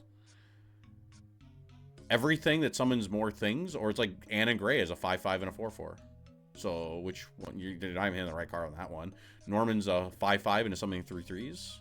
Aether is just summoning random costed cards that fucking all have different health. They're just like random. I can't think of a single board that's going to be, like, picked apart by this. Gensetsu is a 9 health follower behind a bunch of wards. That you're not going to be hitting the right thing. It's not even going to be enough, obviously. I mean, you shouldn't be able to out a 9 mana card with this. I don't know. This card's terrible. I think this one's terrible. I don't think this is, like, has a spot in the meta. I think 5 damage for 3 mana, if that's good. But, like, it's not going to be hitting the right stuff. It's never going to hit, like, more than one thing. Snowstorm Dragon Newt, 6 mana, 6/6. Fanfare, destroy all damaged enemy followers. I think this card's actually good, believe it or not. And specifically the Fenny deck, where you can combo this with like any of the random pings. You can combo it. Once this card becomes 3, it's really good. And I think it's just like an okay card, where like maybe you had like the Orcas and they did some like trading with some cards with Rush, and then you're able to put this thing down and actually clean up the board. It's not like a great card. It's just like, it's better than a Tempest Dragon, to be honest. Like, I'd rather have to play 2 cards and get the effect of Tempest Dragon. Like maybe because you're already playing, if you didn't know, like Dragon, if you're playing Fenny, you were playing the, what is her name? Phylene. You're playing Phylene plus the 3 mana guy. The ping the board for 1. What was that guy called? Whatever he was, the 3 mana 1/2. And you would do that so you wouldn't have to Evo the Phylene. So you're already trying to like do like weird 2-card combos, but now you don't even need the Evo. You can just play this thing down, and this thing's just like a little bit better. It puts up a bit of a threat, and it's not as much of a brick as Tempest Dragon. Because the problem with Tempest Dragon is it was unplayable as like the game went on. Well, this thing, it's a 2-card combo. You leave up 2 bodies, so I think I kind of like this card, specifically in the Fenny deck. Next up is Devotee of Disdain, 2 mana, 2/2. During your turn, whenever this follower takes damage but isn't destroyed, draw a Dragoncraft follower. During your turn, whenever this follower takes damage but isn't destroyed. This card's really fucking good. Now, this card is good. During your turn, no once per turn, infinite times, draw a Dragoncraft follower. Okay. Yeah, this is the good payoff. This card is way better than this guy, I think. This guy is super evo. You can draw your entire fucking deck. Just replenish your hand in like Aggro Dragon or something. Aggro Disdain or something. I don't know. This guy to me reads insane. If this guy's bad, I'm really sorry, but like I think this guy fucks. Next up is Abysscraft, where once again we are going to be having Identity Crisis because they took Blood and they took Shadow and they made one craft and then they just slapped both characters on a card for some reason. Yeah, Gensetsu and Yuzuki, they're just one card now. They're Gensetsu and Yuzuki. Well, same thing with the Omens. We have Rolnai and Valneric. Valneric is like fucking actual Lust Demon. And Rolnai is the one where you're like supposed to what is his thing? Well, his thing is obviously silent, so you're not supposed to talk. But then he ended up, like, when he came back, he ended up being like, well, the goal was to not have, like, communication between people. So I'm just going to scream, and if I'm screaming, nobody can understand anything. So he kind of became, like, a bastardization of his. Fanfare, we're going to be selecting a mode to activate, which is going to be the new thing, I guess. They want Abyss to be about selecting modes. We can either add a Scream Diffusion to our hand or a Wings of Desire. So 7 mana, 5/5. And the Scream Diffusion is summon 2 copies of Rolnai and Valneric and give them Rush for 0 mana. You just get this to hand, right? So you don't have to like use it immediately. Basically, after you play this at any point, you can summon 2 more. You just cash in immediately for a board of 3 5/5s. Depends on like what your opponent's got. Maybe you're afraid of that dragon spell we just read. It does clean it up. So maybe you'd want to temper yourself and wait a turn before you summon more of these. Or the Wings of Desire, we are going to be giving a allied Valneric. Rolnai and Valneric on the field. Storm, so this is going to be a 8/8 Storm for 7. I fucking hate every time, like, the card design is like, yeah, this thing chunks your opponent for half the health. And eventually you're going to be able to do both of them. Thankfully, it's only 1, so you're never going to be able to, like, you're going to give the 1 Storm and then the 2 Rush, okay. Yeah, because let's talk about the next card. This is actually the big payoff for Abyss. What I was talking about is this Shamnaka, Heir to Entwining. Oh, because it's 2 of them. Because it's the 2 classes came together, so it's entwining. Fanfare, reduce the Faith of Faith Shamnaka Heir by 10 and give it increase the number of nodes. So I think I have not seen this in person. I don't know if this is like something your opponent sees. Like, if the game starts and they just go, yeah, your opponent's got Shamnaka. Like, if it's like a Hearthstone quest, your opponent just gets to see at the beginning. But Faith is this, you hope the deck is good? I mean, only time can tell, right? Or we'll see. I think that, like, the design space for it's so scary. But yeah, so Faith is this thing your opponent sees because obviously you can't have this, like, quest as, like, a card. Like, if you didn't draw this card and this was, like, an effect on the card, it'd be fucking unplayable. But it's a quest. Or I guess, no, it wouldn't be unplayable because you have cards like, Barbaros that said if you played 7 loot. So it's kind of like that, but your opponent gets to know about it. And it's, like, tracked on, like a counter. Instead of just, like, in the menu and be like, okay.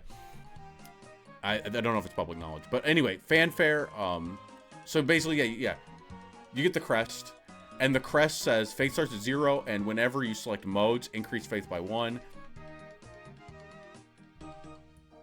So yeah, you get to double up on modes. Basically, if you play Gensetsu, you get to blow up 4 cards, heal 4, and summon 4 2/3s with Rush and Ward. I think if this can't get online reliably by... The problem with this is if the choice, if the goal... This or loot, I feel like the Anubis stuff more. Yeah, I think this is cool, but the problem is like... You need to get the cards played, right? Like, you have to play the cards with mode, and you have to get 10 of them played before this card can come down. And you realistically want to have that before your Gensetsu and Yuzuki turn. So you want to have this done by 8. You want to have this done by 7 going second and 8 going first. And you're like, I've looked at the new choose cards. I think it's gonna be a tall order.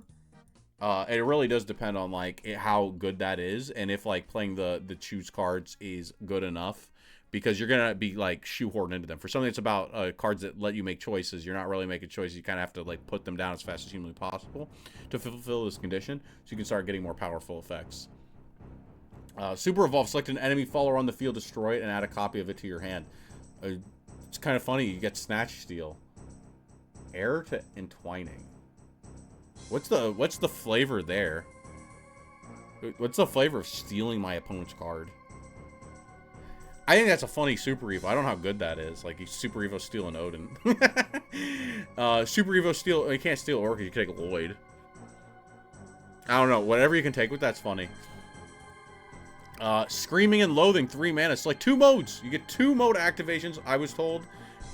It's not actually, like, 10 cards with mode. It's choosing 10 different modes. So this would be 2 activations on the Entwining card.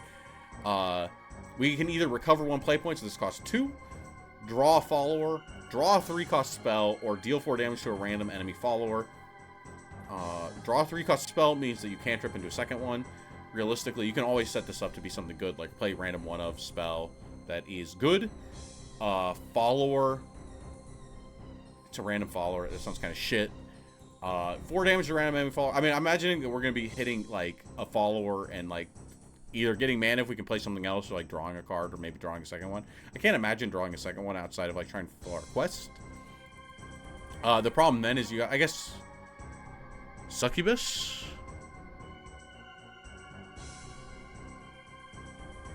Oh, she's a Succubus, so she... Is that right?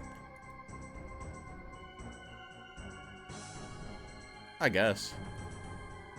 Yeah, it searches itself.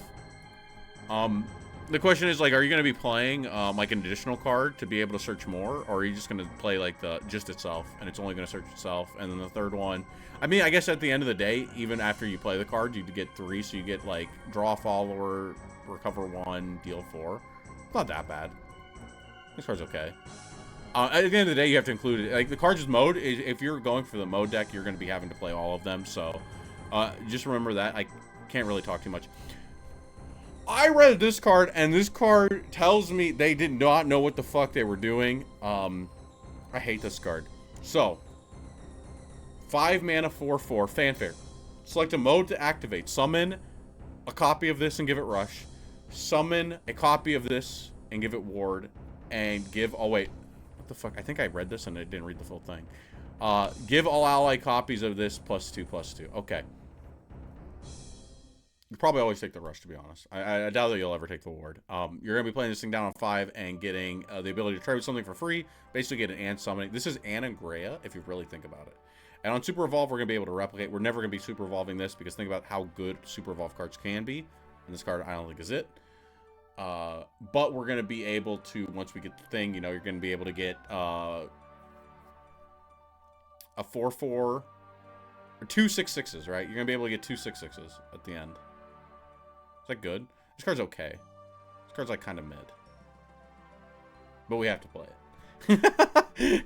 I'm like thinking like this thing's like going up against like Anne and Greya or Agave. It's going up it's better than who's the bitch that summons the things? No, not Seiryotennan. Cairn? Is it Cairn? The one who like who revives your cards? I think this is better than that card. It's definitely better than that card. Because you get the Rush innate and you don't have to waste an Evo. But, like, is this better than Aragave? And I don't think it is. Other than the fact you get to choose a mode. Cerberus.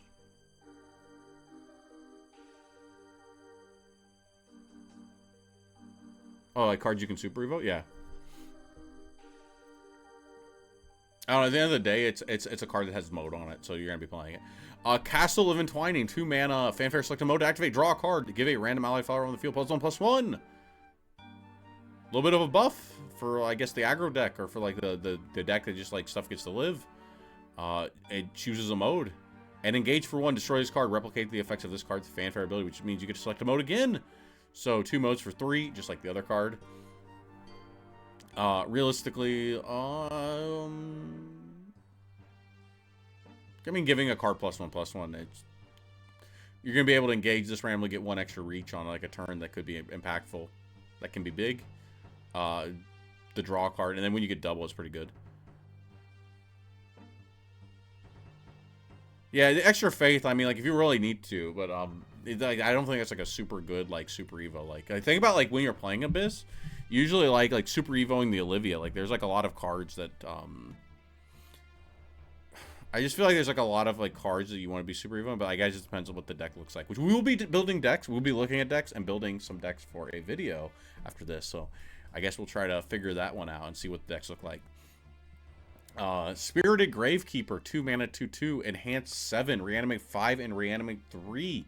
Fanfares will not activate on those reanimates, but I think if you summon the girl who gives cards ward, you will get ward on the 3 mana card. I think that enhance 7 for like something that vanilla is kind of mid. But then if you use that and then you get the girl who has like, you reanimate 3 every turn.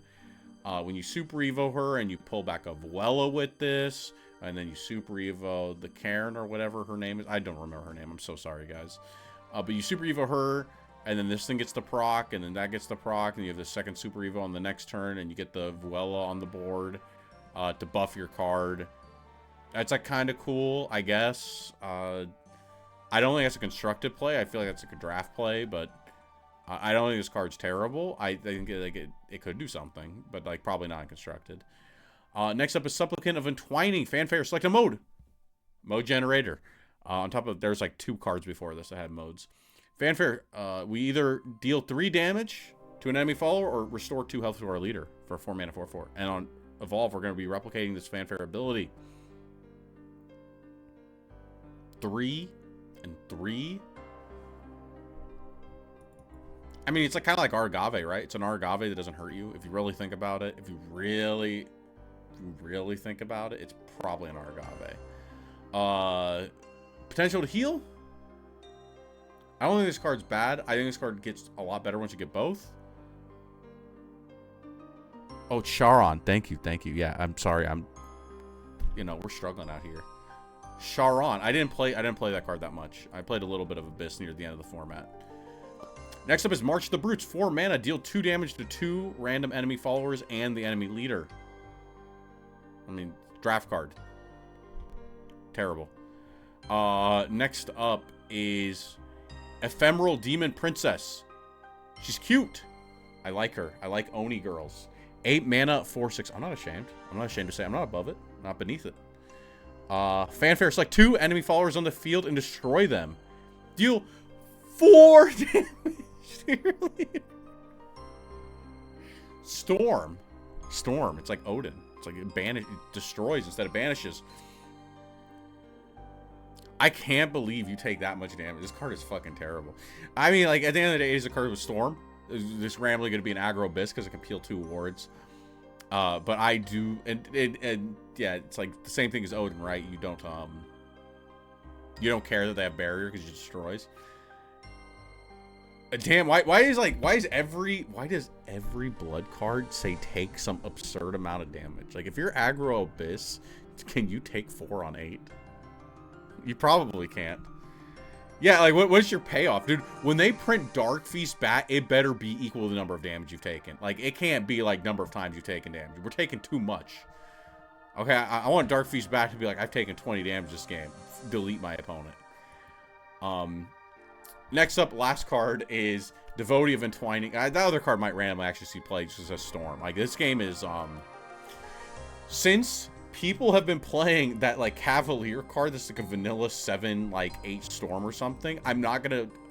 Every card that says Storm can just be broken because, like, this game is balanced, so you just hit your opponent for half health with Super Evo. So I'm never gonna, like, say that a card with Storm is unplayable, but that card reads pretty fucking bad. Devotee of Entwining. 3 mana, 1/1, Fanfare, we get to select a mode. Reminder, there's actually no card that selects a mode for below 2 mana. So, keep that in mind. Fanfare, we either deal 1 damage to all enemy followers, or give this follower +2/+2. And Evolve, replicate the, so we get to choose again. 2 different choices. This is the guy, the 3 mana 1/2. It's that guy. But now you get to choose, which means you get to actually progress your game plan while playing that control tool. Okay. I think it's an okay card. Abyss looks okay. Now, notice that none of the cards that say choose deal face damage. Gensetsu is a control card. All of these other cards are control cards. You get a single card with Storm. And you're going to be shoehorned in. This is my honest thoughts right now. This is my honest thoughts. You're going to be shoehorned into playing cards with choose every single turn, some of which are lackluster. And at the end of the day, your payoff is going to be a card that summons... what is it? You get 3 cards. 3 mana, 7/7. Which one's that? Oh, when you double evolve? I mean, like... I'm not gonna lie, I just assume everything dies. It doesn't matter. I mean, like, I guess you feel like Evo that raw before the Zirconia, that, like, can fuck the Zirconia turn. I guess that's real. And then they play Valse instead in Evo and trade. You have to be, like, in the position where you're, like, in control, though, right, for that? And then... see, like... I guess you're right. Like, I discount cards like Fighter, and then I played Fighter some, and it wasn't too bad. So yeah, I'm willing to admit I'm wrong. But I still think that the mode deck overall is going to be shoehorning you into these awkward plays where you're going to want to, like, play the cards with mode. You're gonna be wanting to play these cards with mode that may not be right for the board, but you have to do it to fulfill your condition. And then at the end, you're going to get, like, a Gensetsu board wipe. That, like, you need it to live. Like, you need the Gensetsu board wipe to live. You're gonna be, like, a pretty grindy deck. But I still don't know, is, like, Rune gonna be the deck, like, on the ladder? Is, like, Rune and Sword? Because Rune and Sword they're just not gonna care about, like, anything you're doing.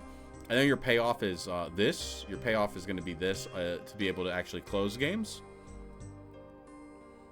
And I don't know if that's good enough at the moment. And I also think this is, like, an awkward design space for them, because if they want to have these cards that have the modes, you're gonna be...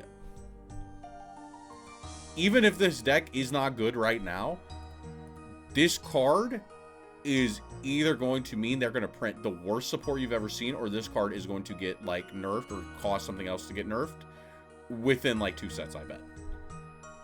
There's no in between. Either we're gonna get, like, the worst fucking choose cards because this exists, or they're gonna break it. There's no other option. But, like, right now, I think I'm gonna want to get my hands on this, like, pretty early and, like, try it and really see if this is good or not. Next up is Haven. Oh, so I haven't been talking about these in the context of Jerry.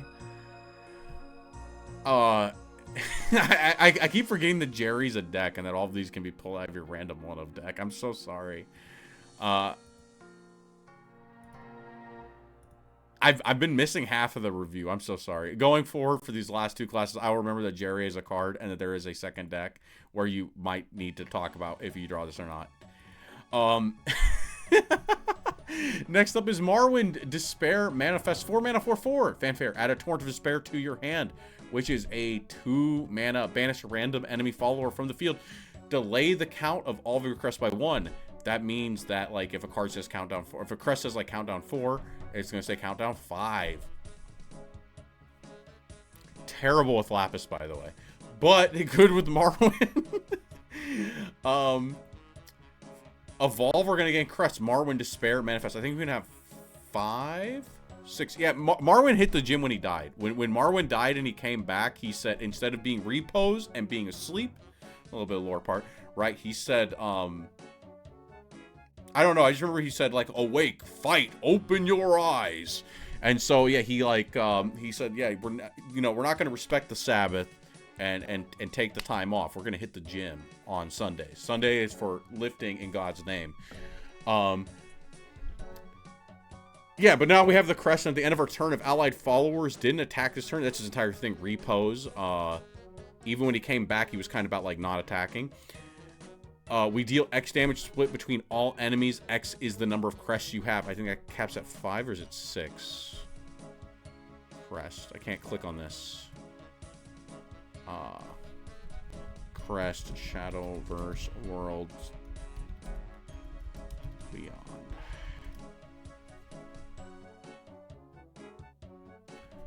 Five. You're gonna have 5 of these bad boys. This is gonna be up to 5 damage. There's no countdown on this one. It's forever. I think like chipping people for 5, that's like kind of like by itself, it's like kind of hard to tell. Cause I mean, you have goblets, you have some cards where this is like actually not that bad. You get the banish with this, you get the crest, you have Grimnir on 3. Like you have some crest you're gonna be wanting anyway.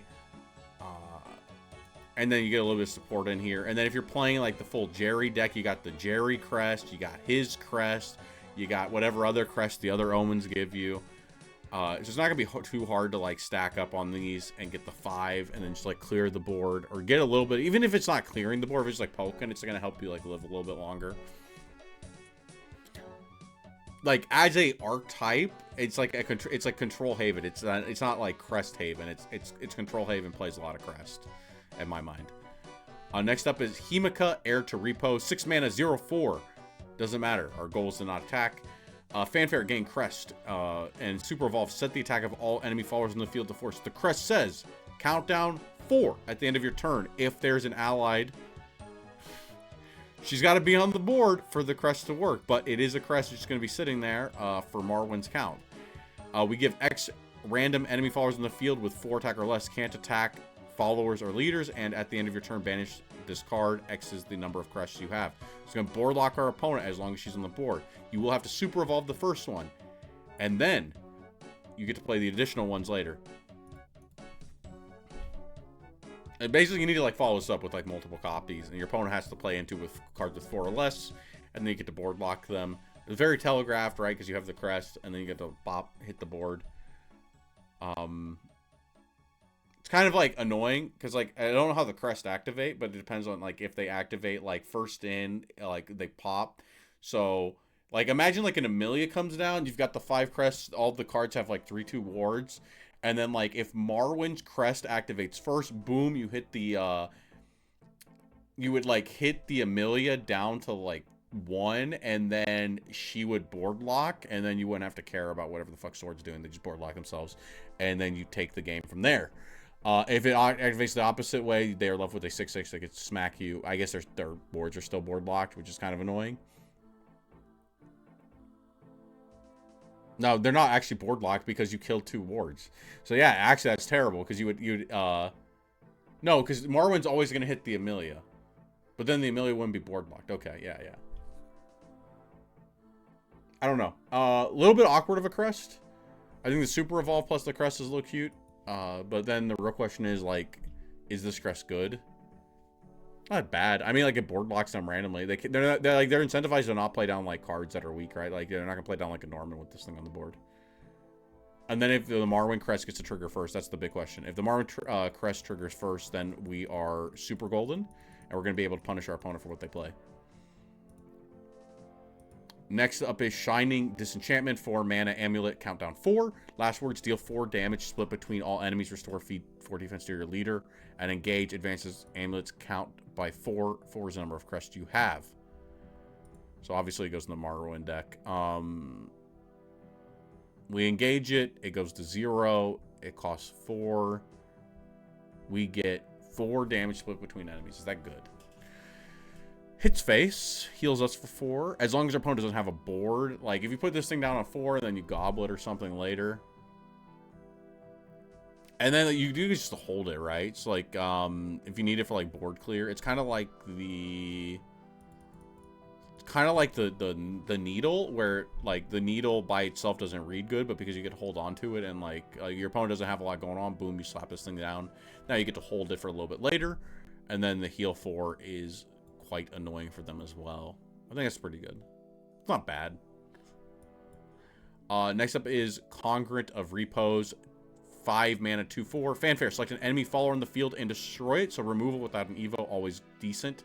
And evolve, we're going to gain a crest. Countdown 4. At the end of our turn, if allied followers didn't attack this turn, draw a follower with 4 defense. That's going to be adding to our hand every single card. It seems has 4 defense. Look at that. Boom, boom, boom. All of these Repose cards have 4. And what else has 4?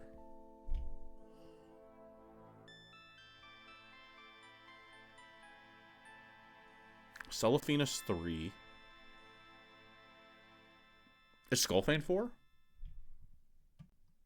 If this draws Skullfane, that's pretty funny. Skullfane Worlds.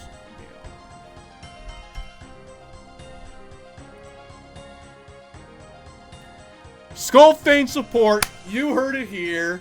That's the goal. We're going to be playing Skullfane. We're going to be slapping down the amulets. We're going to be winning the game. Let's just be honest. That's what it's here for. Curves perfectly, too. 5 into 6, just saying. Next up is Winged Lion Statue. 3 mana. Countdown 3. Last word, summon a Holy Falcon and Holy Flame Tiger. Engage 1. Advances cards cost by 1. So boom, boom. At 1 turn, you get the 2/2 and you get the 4/4. What was it before? We're playing a 2 mana card that did that? Seems pretty good.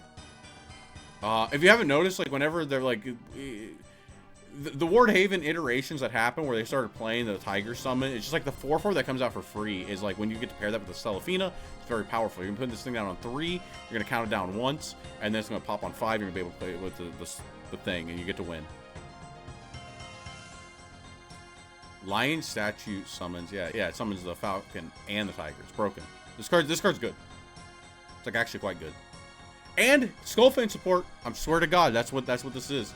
Temple of Repose, 3 mana, countdown 4. Last words, restore 2 defense to your leader and give your leader barrier. Engage. We get to reduce its countdown by X. X is the number of crests we have.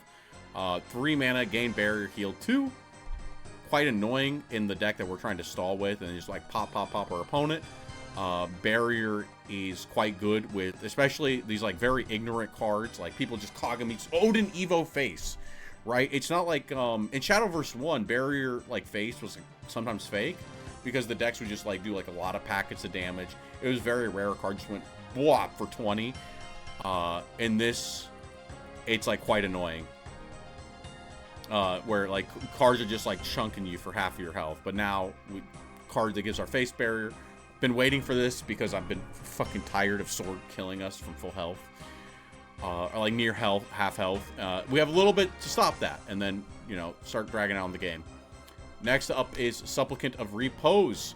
3 mana, 1/4. We get the crest and ward, and then countdown 4 at the end of the turn. If allied followers didn't attack this turn, we get to heal 1. Little bit of passive healing. Of course, if you're playing this on curve, you're not going to be attacking. It's turn 3. You didn't have Evos. Your card fucking just says Ward. Goes good in Ward Haven because it's Ward, obviously. And then, like, right, your Aether comes down. You Super Evo, Grimnir Crest plus this. Boom. A little bit like universal support, actually, for the class. Next up is Blinding Faith. 4 mana, deal 3 damage to all enemy followers. Enhance 8, draw 3, restore 3. That's terrible. That's fucking terrible. Your Jerry deck better be popping off if you're paying 8 for draw 3, heal 3, deal 3. We know from past experience that deal 3 is not a good threshold for most things. With the crest, you're going to be dealing 3. Turn 10. This thing comes down. You have a crest from a previous one. Boom. Then you play down the Blinding Faith, and you actually soften up the board, I guess. And then you board lock them, and then you heal 3, and you draw a new hand, or you play this with Jerry. You get the last little couple cards you need. It's okay. It's not good. Next up is the Knight of the Holy Order. 2 mana, 2/2 ward. Whenever this follower is given attack or defense, restore 1 to your leader. Plus attack or defense. Does this activate on like minus? Whenever this follower is given plus attack, restore 1 defense to your leader. What is it gives? The thing we used menu, right? That's the card that gives like stats? No, these cards give stats. So this is the Dark Temple support, is that right? Is there anything else? John? Wilbur. Wilbur. So we play Wilbur, we play this thing down, we get to heal 1. That's shit. This card sucks. Next card. Devotee of Repose. Especially, there's that fucking neutral card that has like 5 ash for no reason. And then we Wilbur, it's like 7. That's insane. That card, kind of mid. Devotee of Repose. 2 mana, 0/4. Gain Crest. So we're getting Crest for free. 2 mana card. Countdown 4 at the end of the turn. If allied followers didn't attack, give a random allied follower -2, -0, and ward. -2, -0. Interesting. Interesting. It's kind of shit. But it's a crest, so it's broken. It goes in the crest deck, you know. It is what it is. I don't think that's very good. I think this being a 0/4 ward for 2 is kind of good. We can't like let that down. And the fact that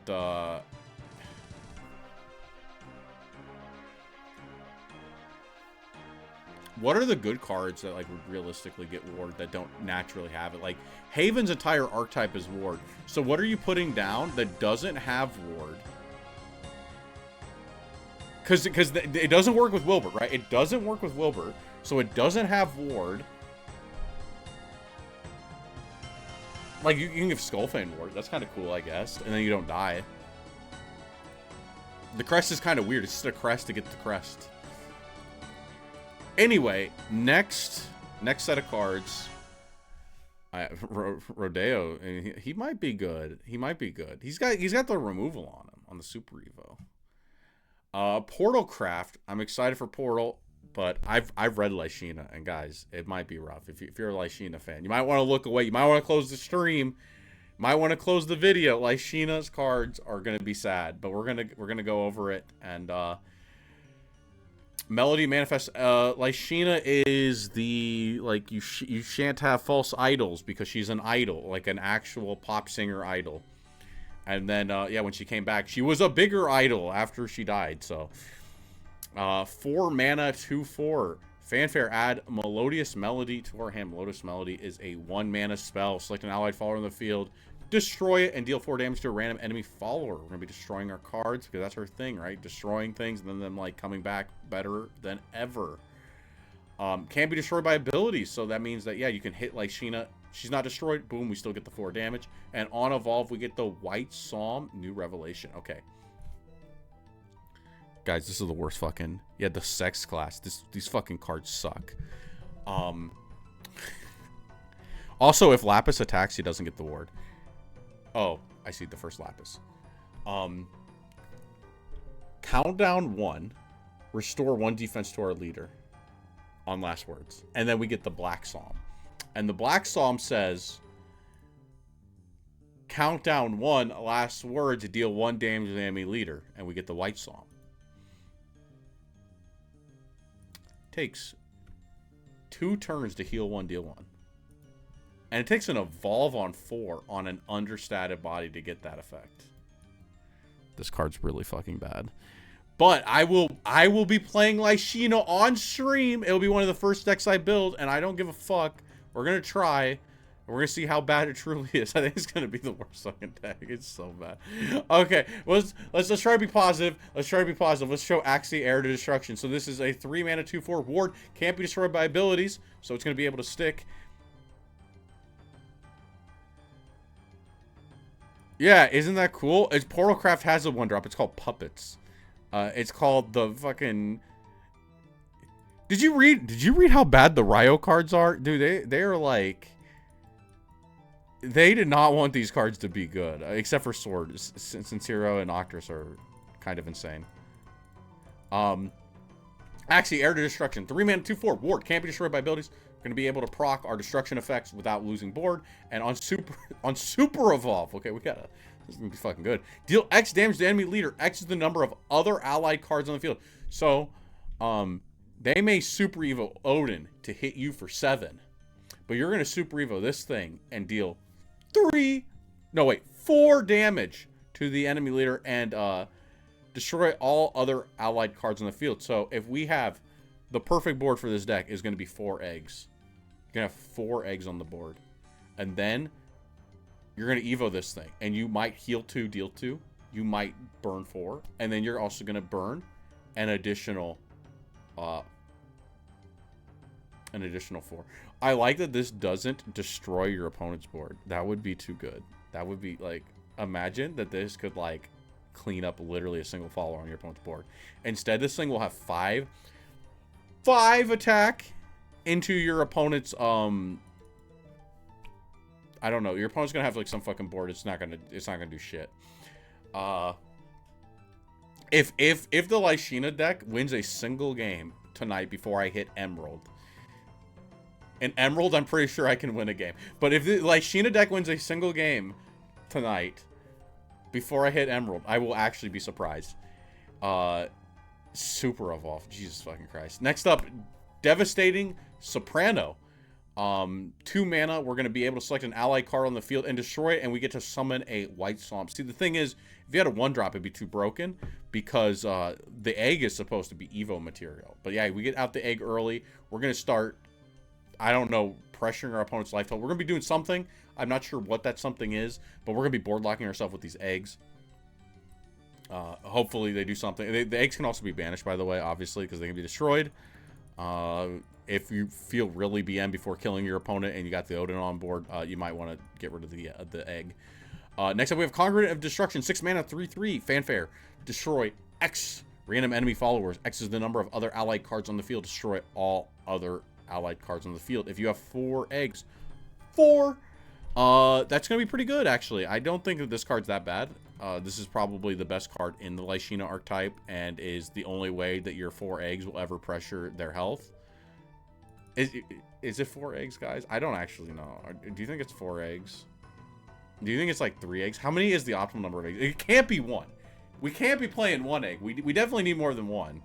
And I think that 2 is also not good enough. But like 3, is it going to be 4? 4 eggs means we don't get to play cards. So I'm not sure that's right either. It might be 3. It might be 3 eggs. Next up is the Wasteland. By the way, if you don't know what the original Lysina did, if you had both eggs on the fucking board, it was like AoE everything for 10. Or it was like deal 2, heal 2. No, it was deal 4, heal 4. It was like the original Lysina and the second iteration of Lysina were actually good cards. I don't know why these fucking eggs do 1. I have no clue. Dude, Norman's out here healing 8, and you're going to be like, poke, poke, poke, 100 turns later. Unfucking real. Anyway, Wasteland of Destruction. I'm going to be so surprised if I'm wrong. I'll eat a fucking deck box on stream or something if I'm wrong. Wasteland of Destruction, 2 mana amulet. Fanfare, select another allied card on the field. If you selected 1, destroy it and draw 2 cards. Jerry support, that part's good. And last words, draw a card. Very good Jerry support. Killing a card on your board, destroying it, drawing it. 2. You're going to be able to pop an egg, heal 1. Draw 2. Oh, man. There's just like no payoff for destroying the eggs is the problem, right? It's like, yeah, you get the card draw. Cool. What does this do? Another ally card on the field. You don't do anything to the board. 2 mana, draw 2. Cool. Do I think it's that bad? No. Do I think this is a bad archetype? Yes. Next up, Field Scientist. 5 mana, 3/4. Fanfare, select a card in your hand, discard it, draw 3. This is a good card to draw off Jerry. That part is definitely true. It definitely accelerates you a little bit. Don't want to draw all of your draw at the same time. That's the awkward thing about Jerry. You hope that like the draw comes in like little waves and you don't see it all at once and they can't play it all. You're definitely not playing that in any other like normal deck. I don't think. Supplicant.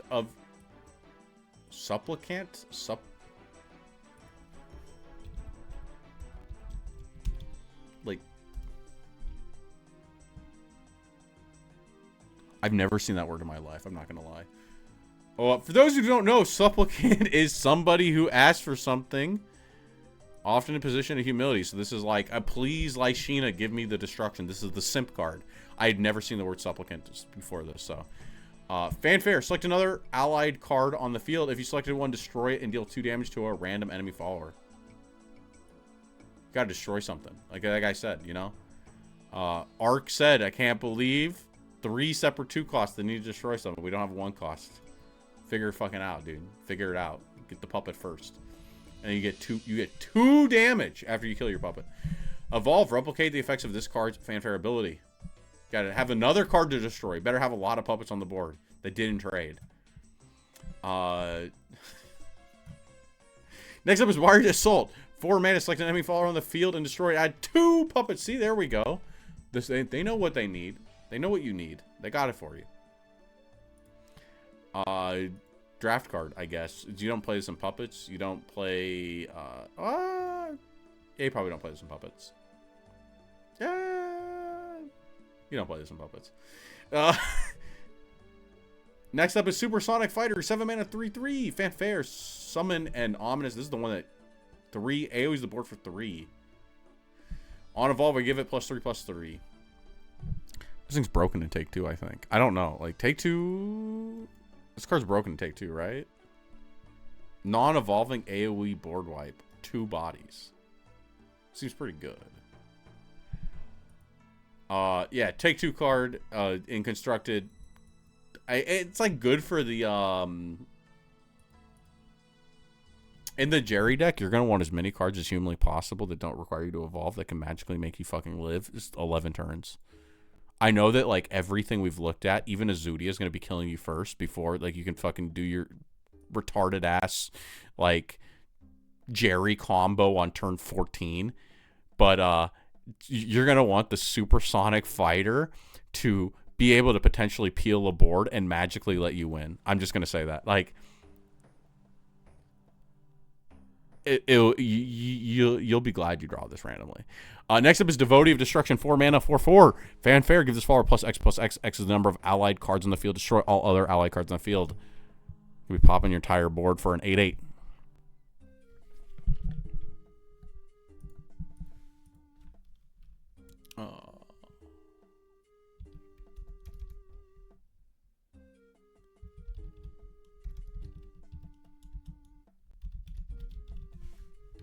Give me a second.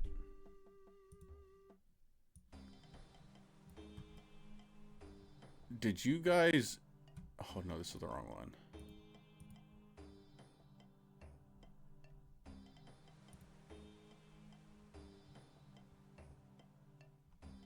The fucking... I typed Worlds Beyond. This gun. Do you know this card fucking sucks?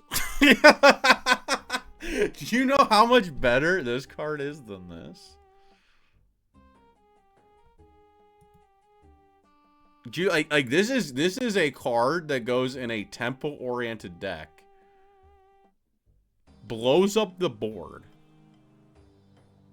is infinitely bigger, and this guy's gonna like heal you for 2. I don't know. We'll see. I will be playing Lysina. I do like Lysina as a character. I'm not very hopeful for these cards, but we will see on stream. We're going to be giving them the test. We're going to be giving Abyss the test, I think.